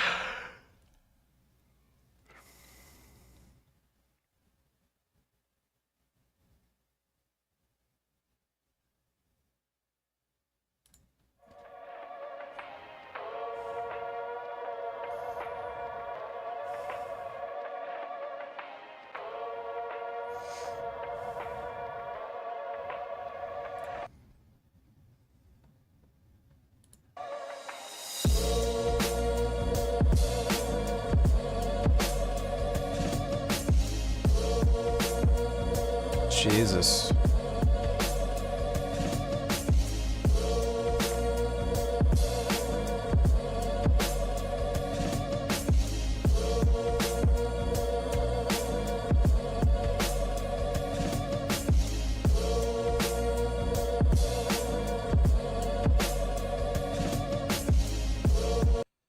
That is a horrific injury. Damn, dude. Oh.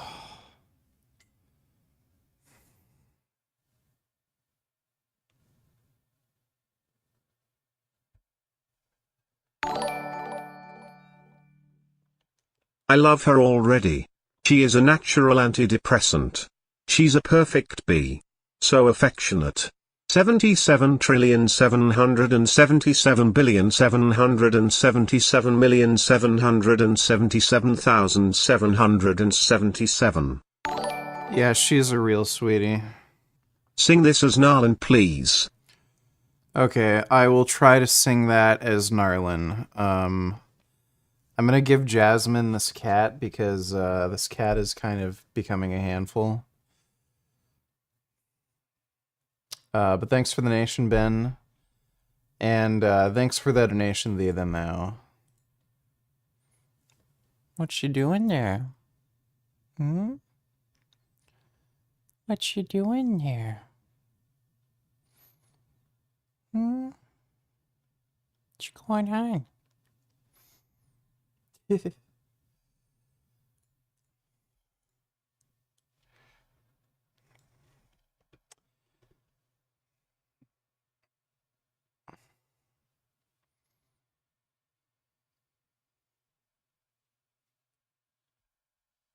Okay, I'm gonna... Beemo. Come here, Beemo. Hey, Jasmine. You want to take your cat? Take your cat. She's been smothering me quite a bit.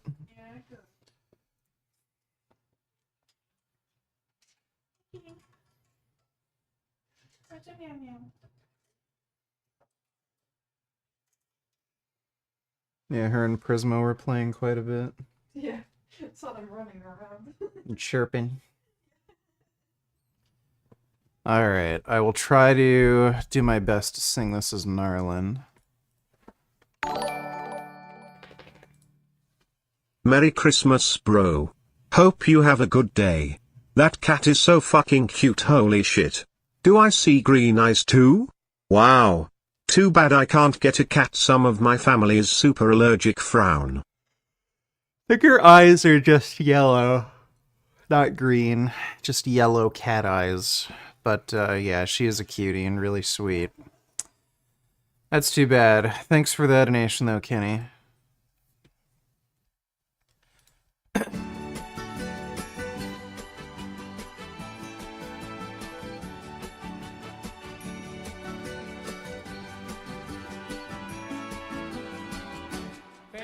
Feliz Navidad, Feliz Navidad, Feliz Navidad, Prospero and Felicidad. Feliz Navidad, Feliz Navidad, Feliz Navidad, Prospero and ye Felicidad. I want to wish you a Merry Christmas. I want to wish you a Merry Christmas. I want to wish you a Merry Christmas from the bottom of my heart. I want to wish you a Merry Christmas. I want to wish you a Merry Christmas. I want to wish you a Merry Christmas from the bottom of my heart.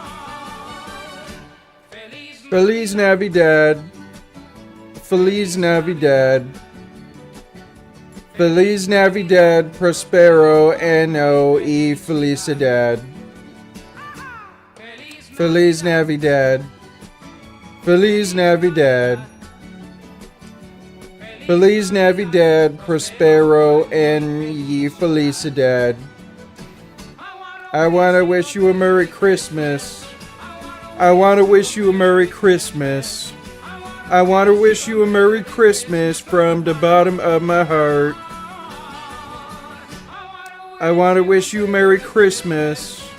I want to wish you a Merry Christmas. I want to wish you a Merry Christmas from the bottom of my heart.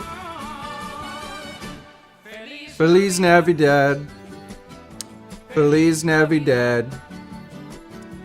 Feliz Navidad, Prospero y Felicidad. Feliz Navidad. Feliz Navidad. Feliz Navidad, Prospero y Felicidad. I want to wish you a Merry Christmas. I want to wish you a Merry Christmas. I want to wish you a Merry Christmas from the bottom of my heart. I want to wish you a Merry Christmas. I want to wish you a Merry Christmas. I want to wish you a Merry Christmas from the bottom of my heart. Feliz Navidad. Feliz Navidad. Feliz Navidad, Prospero y Felicidad. Alright.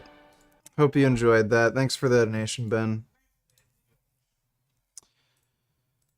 What were we watching? Oh yeah, we should watch this. Live together and jointly govern the whole territory is a sort of a myth which is created in coffee shops in Paris and London. You can sit and chat about the one-state solution there, and it all looks hunky-dory. You know, people can just live together if they just want to. I don't think Israel can continue to rule over the Palestinians as they do in the West Bank and East Jerusalem indefinitely. I think this is wrong. I don't think one people should dominate and rule over another, especially people who are stateless. This is the Hamas strategy. And a lot of groups in America and elsewhere, students on campuses and so on, fall for this. My name's Benny Morris, and I'm speaking from Israel, and I'm an historian. All right, awesome. Well, I don't know how much my the one that set this call up, did she tell you much about exactly who I am or what the talk will be about, or do you want me to run through that for like a minute, or? Yeah, tell me. Okay, yeah, sure. Okay, so basically, I'm an asshole online. I debate politics and scream at people over stuff, and I'm sure, as you're aware, the entire world has a very big interest in the conflict in Israel and Palestine, because you can basically read any narrative you want into it. So this is a topic that I've done a little bit of reading on in the course of like 2 to 3 weeks to just try to get like a more comprehensive opinion on what's going on. And obviously the you know, you and I think 3 other people are brought up a lot as like the new Israeli historians and people that kind of are talking about, trying to contextualize like the history of Israel without taking like a super pro-Zionist standpoint while still being factually accurate and everything else. And basically, in the course of my research, when I initially started reading, I kind of was on the I was a little bit like pro-Israeli, with some caveats for some things that we'll get into. And then as I did more and more reading, I feel like I've come out, unfortunately, or not, maybe not unfortunately, I'm very, very, very pro-Israeli. So I know that you have like a better take on, or you've got more information on a lot of these questions historically. And I super wanted to drill down into your knowledge for some of these historical topics, because I'm so curious what you feel the answers are, especially as I've seen you kind of like grow and change in response to different events in terms of how you feel. And broadly speaking, I just want to basically just mine your brain for information, and then you can tell me what you think about things. Yeah. Okay. Well, no longer. I don't think I really can be called a new historian because I'm 75 years old. Okay. But I still remember some of the history. So pick my brain as much as you like. Gotcha. Okay. So here's huge questions that I notice are like very, very, very contentious, and they come up a lot. And I'm kind of curious what you feel about these. So the first one is obviously the Nakba, the 47 to 49 Civil War, the 48 War of Independence. Do you think that the goal of Ben-Gurion and all the Israelis there that created the state of Israel, do Do you think the goal was always to expel all of the Arabs? Do you think that was from day one, they were like, this is never going to work with any Arabs in this country. We need to get rid of all of them. And the War of Independence was just a really good reason to do it? Or do you think that was more just a response to all of the surrounding Arab states deciding to go to war with Israel when they declared independence? Curious. Okay, the Arab narrative about that, on that point, since 1948, has been that the Zionist movement, led by Ben Gurion at the time, always intended to expel the Arabs. And what happened in 48 followed from their ideology and their intentions and policy. That's the Arab narrative. Yeah. My research in the 1980s, and I wrote the book about it, The Birth of the Palestinian Refugee Problem, based on American, Israeli, English, United Nations documentation, etc., showed that there wasn't this intention. This wasn't the intention of the Zionist movement when it entered the war. There had been thinking, and this is a caveat, there had been thinking in the years before, during the 30s and 40s, there had been some thinking about by Zionist leaders about the possibility or even the need of transferring, or you could say expelling, some Arabs or all Arabs from the area of the Jewish state to be, before the state came into existence, before the War of 48 broke out.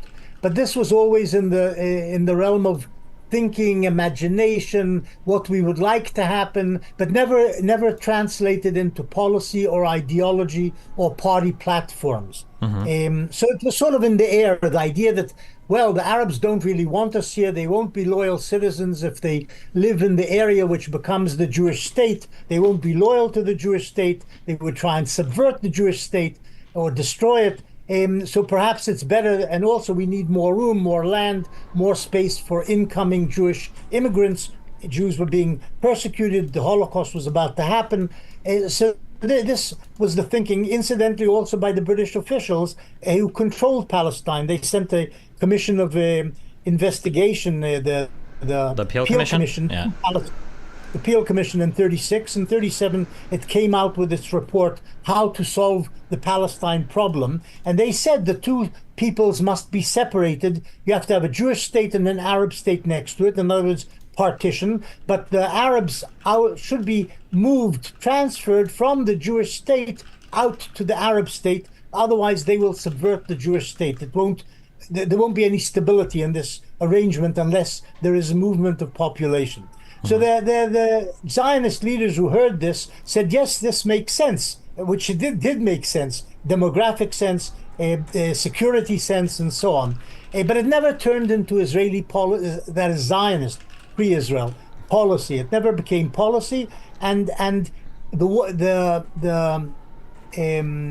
Zionist establishment which entered the war at the end of 1947, that is, the Arabs began the war. The Arabs of Palestine attacked the Jews after rejecting the United Nations General Assembly plan. They didn't enter the war with a mindset of expelling the Arabs. We know that because during the first months of the war, December 47, January, February, March 48, they were still thinking in terms of planning the future Jewish state with an Arab minority, a large Arab minority in place. There was no talk about transfer or expulsion. Starting in April 48, they began to think about transfer and actually expel Arabs. That is, this is 4 months after the Arabs began to attack the Zionist enterprise. 4 months into the Civil War. When you bring up, just real quick on that, because you bring up, no, don't apologize. No, yeah. I'm just questions as you say this. So you bring up April in 48. A lot of the people that talk about al-Nakba, so the dumb thing they'll say is the Jewish people basically destroyed all the Arab villages and kicked them out. And then obviously a slightly more advanced take on that as well. They didn't actually destroy all of them. I think they forcibly expelled, it might have been 100,000, and then the other 600,000 just left in response to violence. When you look at, because April I think was the Deir Yassin massacre, when you look at that event and then you look at the Arabs fleeing the villages, do you think they had good reason to run? Or do you think the idea that Jews were going to just destroy, or Israelis, I don't like to say Jews, I guess, Israelis were going to destroy all of their villages, do you think that was unfounded? Or what do you think about when people talk about that 700,000 number of Arabs that fled? Did they need to, or were they looking at actual potential violence from the newly created Israeli state? Well, I'll tell you, most people, when they get caught up in war, that is, the war reaches their doorstep, shells are beginning to fall, fly over their heads, infantry units are about to assault their village, they do begin to run. This is what happens to people in war. Millions of people fled Paris in 1940 as the German army advanced on Paris. This is how people behave when they are about to be threatened by the tread of tanks and the shelling and whatever happens in wartime when you're caught up in it. Okay. But I would put it a bit stronger than that. There were, as you say, you mentioned there was the Deir Yassin massacre. There were other massacres which are often not talked about, but there were other places where there was violence against Arab inhabitants. There was also Arab. So, would you mind telling us the story of how the new partially orange-legged kitty came to be with you? Yeah, we were thinking Prismo might want a kitty friend. So we were just looking at like different animal rescues to see if there's any cats that could be a good friend for Prismo, and we just found an animal rescue that had this kitty, and then we picked up this cat. That's the whole story. And so far she's gotten along with Prismo pretty well. They've been playing, so looks like Prismo is a kitty friend now. Thanks for the donation, Lee, then, though.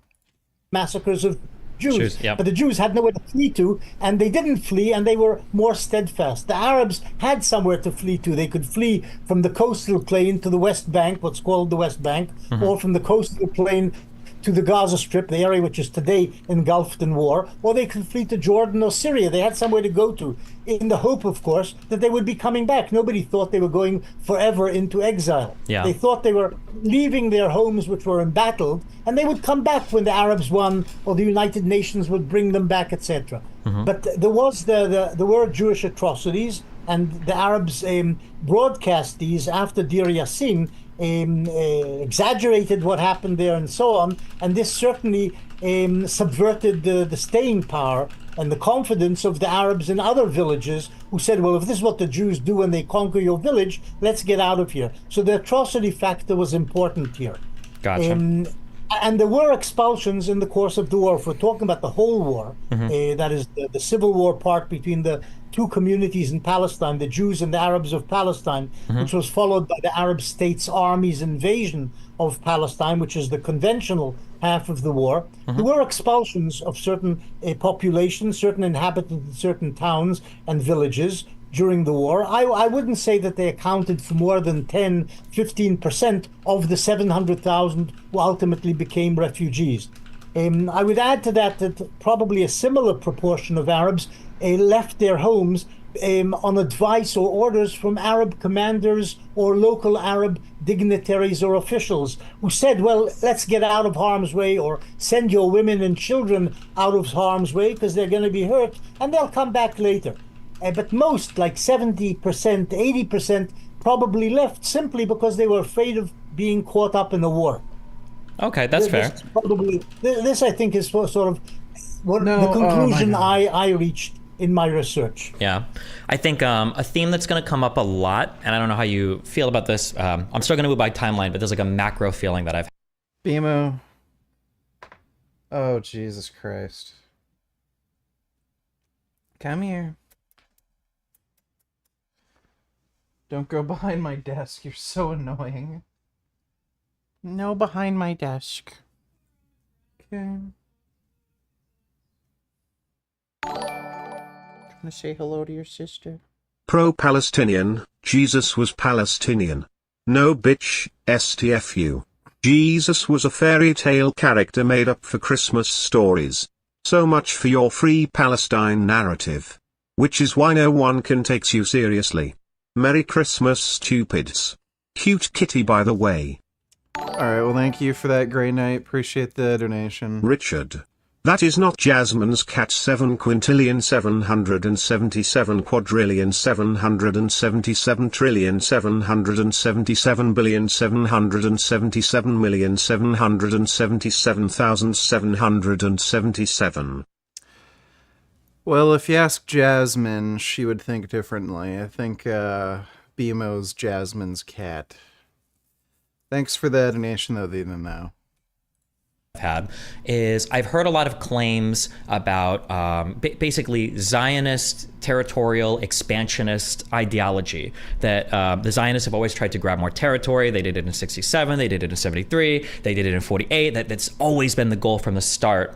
But the big problem that I have when I'm researching this is there's never a period of time where it doesn't seem like the surrounding Arab states do just the right thing to precipitate it and then make the expansion understandable. So like, for instance, if in 67, and I'm gonna ask you a question about this later on because there's a huge disagreement over like, did Israel have a real reason to feel threatened in 67 or were they just being, conquestors? It's hard to buy that when you see so many of Nasser's statements about what he was saying about Israel to the Arab League and everything else afterward, or the trade unionists and everything else, yeah. So yeah, and then it feels like for the Nakba and everything else, it always feels similar. Like I wish that the people around them would have just chilled, around Israel would have chilled, and then you could see how they would act, and then we can make more concrete claims of like, well, this was like an expansionist process. This was like a country just trying to grab more and more territory. Even now, we shall see. We shall see. Yeah, BMO seems to really like sitting on my lap and bothering me while I'm streaming. Yeah.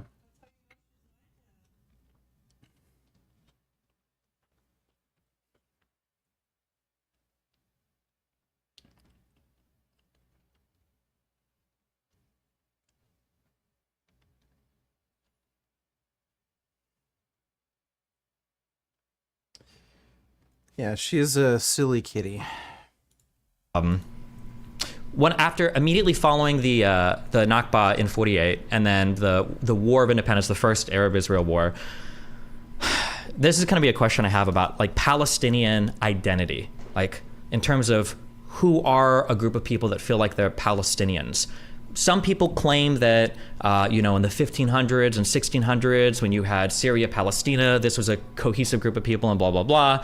I've done my own reading and I've come to my own opinions on this. I'm curious for your opinions on it. When do you feel like Palestinians started to have an actual cohesive identity as a group of people belonging to that particular region of the world, like where Israel-Palestine is? Can I revert to your previous question about the expansionism? Oh, yeah, go, sir. Yeah, if I say anything else, you can just interrupt me at any time. Yeah, go for it. Then ask me, mention again the business of the Palestinians. Otherwise, I'll forget. No problem. About the expansionism, from the start of the Zionist movement and Arab consciousness, which is the end of the 19th century, and the beginning of Jewish immigration and settlement in Palestine, there were Arabs who said the Zionists intend what it says in the Bible, that there should be a Jewish state from the Nile to the Euphrates, from Egypt up to Iraq. This is the land that they want. And there is a promise like that by God, I think it's to Abraham, that this is what we're going to give, God is going to give the Jewish people, the Hebrews as they were called then. So Arabs in the 20s and 30s used to occasionally point to that and say the Zionist movement is expansionist and they want the whole of the Middle East, or at least from Egypt, from the Nile up to the Euphrates in Iraq. This is the land they want. More realistically, the Zionist movement really wanted all of Palestine. And this is not questionable. The Zionist movement until 1937-38 thought in terms of establishing a Jewish state in all of Palestine, from the Mediterranean to the Jordan River, and maybe even slightly to the east to the railroad between Damascus and Amman. In other words, just a few miles east of the River Jordan. But this was the land which the Jews wanted. In 1937, the Jews agreed to the Peel Commission proposal that there would be a very small Jewish state inside Palestine. About 17 or 20% of this Palestinian area, Palestine, should become a Jewish state. And later, the United Nations, in its General Assembly resolution in 47, expanded this to something like 55% of Palestine should be Jewish. Now, the question is, how much did they want beyond that? After 1948, after the war ended, was the Zionist movement, was the newborn state of Israel expansionist? Did it desire to expand beyond the borders which it had gained? Richard, I need some pussy. I need some advice from a Giga Chad like yourself. Any advice on breaking the ice with a girl? Well, I heard farting in front of people can help break the ice, so maybe try farting in front of girls, see if that helps. Thanks for the donation, niggas in Paris. Appreciate it. In the 48 war. Mm-hmm.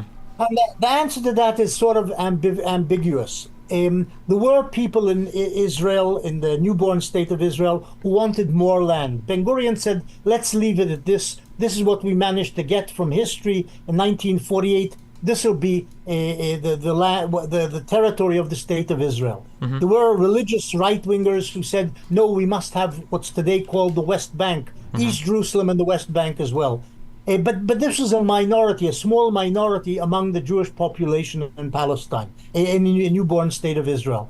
In 1967, and here we get back to 67, the Arabs, Egypt, provoked Israel, and provoked it in a way that there was no country would have desisted or stood aside.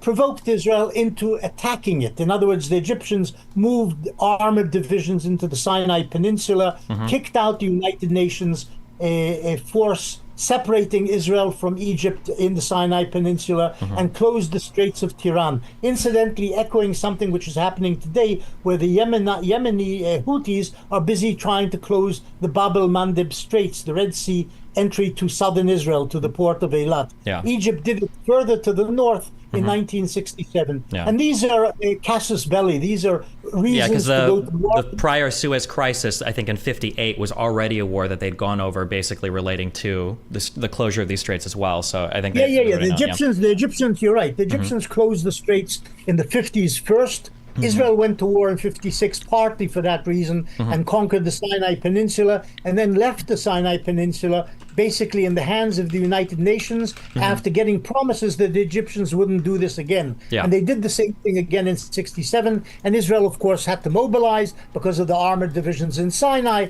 and you can't keep your army, as a large standing army, just waiting around because it costs the economy too much. And you can't exist with the Straits of Tiran closed by Egyptian guns in Sharm el-Sheikh at the edge of Sinai. So Israel was forced into war against Egypt.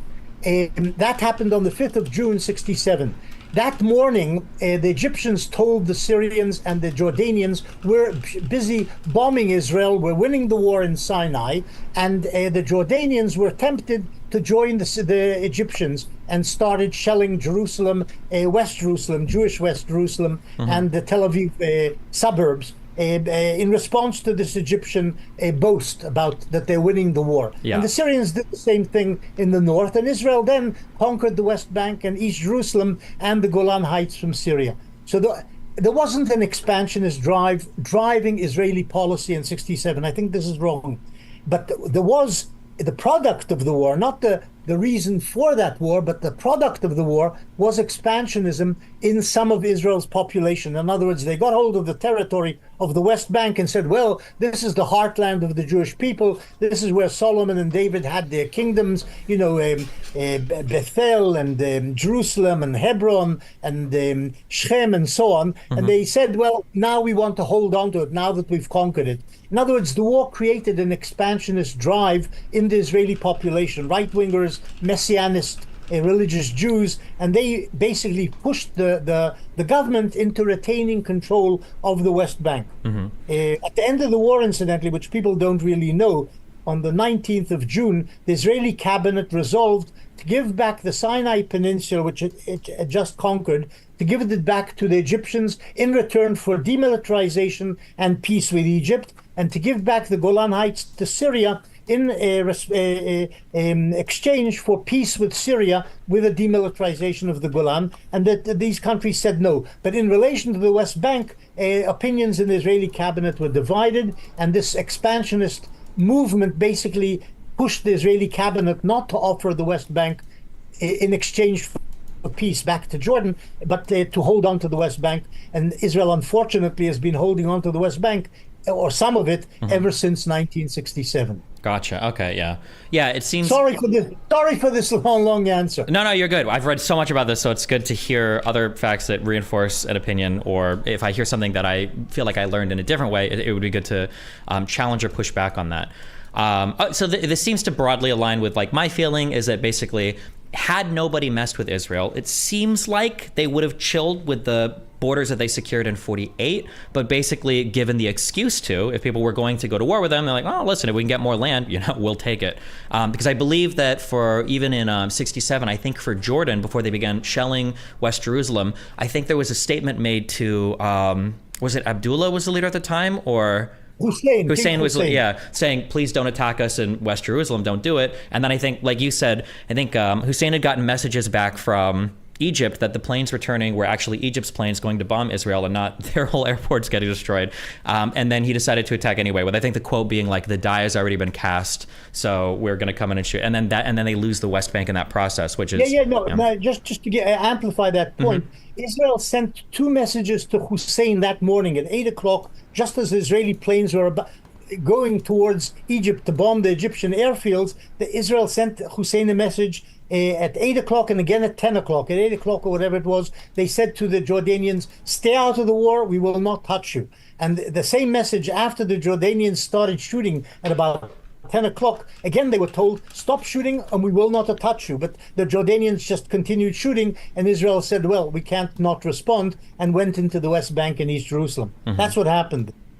I'm kind of curious. I don't know if this ever comes up in debates that you've had or not. I've watched a few of them, especially with, I almost set up a conversation with your very close and personal friend, Norman Finkelstein, but he ended up not wanting to talk to me. Do you feel like, shoot, hold on. No, wait, I want to keep going in order and we'll get to some of these questions later. We've got 48 is Israel expansionist. You feel like if they can take it, they kind of will, and they don't. For the 47 partition plan, if they have the opportunity, for the 47 partition plan, do you think it was fair or morally justified for the surrounding Arabs at the time to feel like they were getting completely shafted? For them to be like, I don't want to accept this partition plan. We're going to fight and expel what we basically see as like foreign invaders from our land. Do you think it was fair for the Arabs to have that feeling? No, I can't put myself in Arab shoes. The Arabs basically felt in Palestine from the moment they became politically conscious and nationalistic in the 1920s, they felt the Jews should not have any part of Palestine. This is the land where we, the Palestinian Arabs, live. The Jews, God knows where they're coming from, Eastern Europe. We don't care about their history, that they once had a kingdom here. Maybe this is true. Maybe these are just tall tales. But this is none of our business. We live here, and the Jews should not be given sovereignty over any part of Palestine. This essentially was their stance. When the United Nations came up with the resolution on the 29th of November 47, they felt even more anger that the United Nations was offering the Jews more than half of Palestine, 55% of the landmass of Palestine, and here they are saying they don't deserve any of it, and the world community is offering them 55% of the land, and we are 2/3 of the population, and they're only 1/3 of the population. So they felt this was even more unfair. Sure. But basically, they were against the Jews having any part of Palestine as sovereign Jewish territory. They opposed that. They thought this is unjust, is unfair to what they regarded as the indigenous people, which is themselves. That's how they felt about it. Gotcha. Do you feel like... And many Arabs basically feel the same about the state of Israel today. Yeah. The Hamas certainly says so. Why should the Jews have any part of Palestine? They're strangers. This is a Muslim land. They came from Eastern Europe or America or God knows where. This is our land, not theirs. Here's a question that I have that I see a lot of debate on. It's a very important question for a lot of people. This is the second part of the last question I had. This is kind of a two-parter. When did Palestinians begin to develop like a truly cohesive national identity? And then my follow-up question to that, I've never gotten a satisfactory answer, is because the pro-Palestinian side is usually, well, in the either 1500s, 1600s, whatever, they were a Palestinian people and they felt an attachment to that land. My next question then is like, when Jordan conquered the West Bank and Egypt conquered the Gaza Strip in the 48 war, why was nobody clamoring then for them to be made into a Palestinian state? Like Jordanians just got citizenship, or Palestinians got Jordanian citizenship. I think Egypt made like a puppet government in the Gaza Strip, and they like ate it in like 2 years, and then it was gone. Yeah, how do you feel about, like, I guess both parts of that question? When did the Palestinian identity form? Why was there no Palestinian state formed before 67? Yeah. Yeah, this is a question which is always asked, and there's a different narrative on the Arab side and a different narrative, I would say, among academics, not just Israelis, but academics. Yeah. The idea that your nationalism is very old apparently reinforces... What? You're gonna try to sleep? Love you.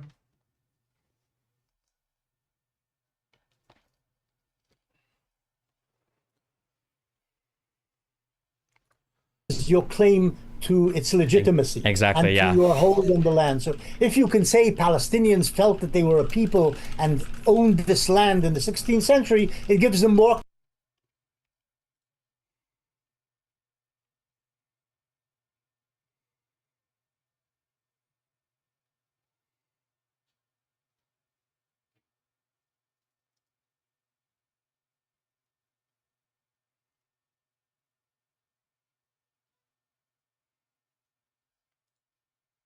Alright, what else have we got? What are we working with here?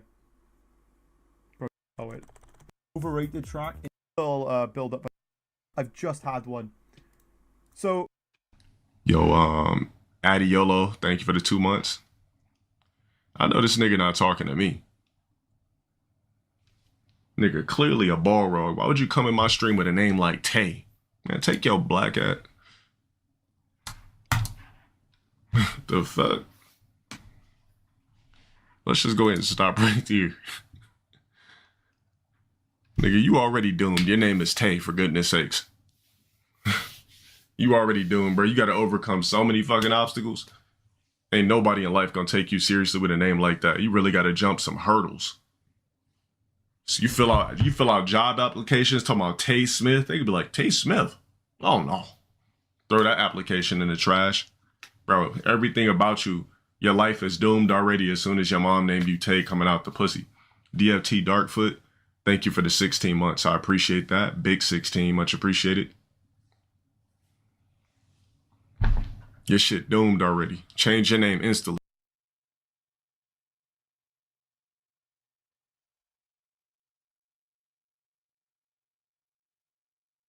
No. Go to bed. Yeah, go to bed. Go to bed, you big fuzzy dog. What are you doing? So silly. So silly.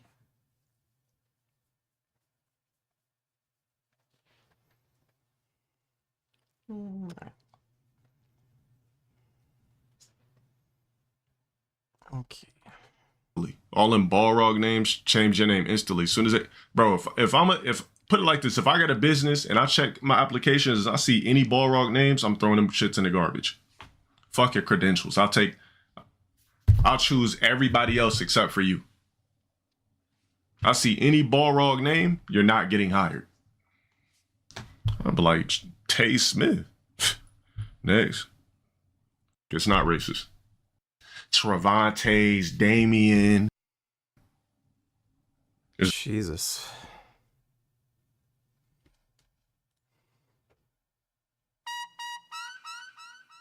Proof low tier god is 39.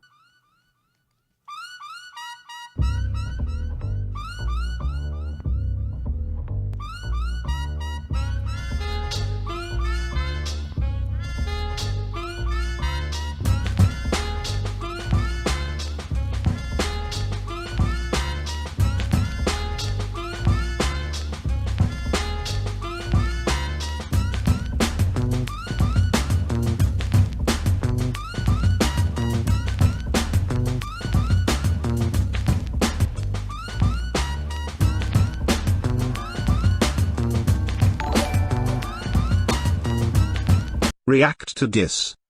Let me see, donator. So I got a comment the other day. It went something like, I'm now a vegan loser weakling, and I need 1,000 grams of protein per day. How do I get it?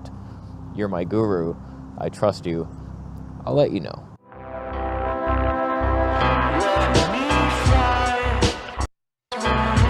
Pretty obvious that you eat a certain amount of protein, just enough, and you will gain muscle. But there's outliers like Eli Martyr, Free Melon Society, who eats like 1 meal a day fruitarian, like 20 to 30 grams of protein a day, and he's very strong, stupid strong. And it's like, okay, what the hell do we know? So like, let's just throw out his breatharian results, because he breathes in protein somehow. For the rest of us who have damaged guts and antibiotic use, we need to get protein from somewhere. And if you're vegan, it becomes a bit of a problem. I have noticed that I used to have a nice body. And then now, it's still a nice body. It's just not a meat eater's body. It's a vegan body. And for some reason, I can't seem to digest the protein in amounts to gain the muscle as a vegan. So this guy's asking, like, where should I get my protein as a vegan? First I say, I hope to God your gut is better than mine, and you might stand a chance at living. So here's the deal. I come back from Vegas. I'm on this newfound path of balanced vegan diet, mostly raw, but like just eat. You don't need more protein as a vegan. Like, this is, I don't know, this is just boring, dude. Blabbing about horse shit. Thanks for that, donation donator. It look like I have like on my head. Chat, stop being weird. Oh, you kicked them up in the I removed him.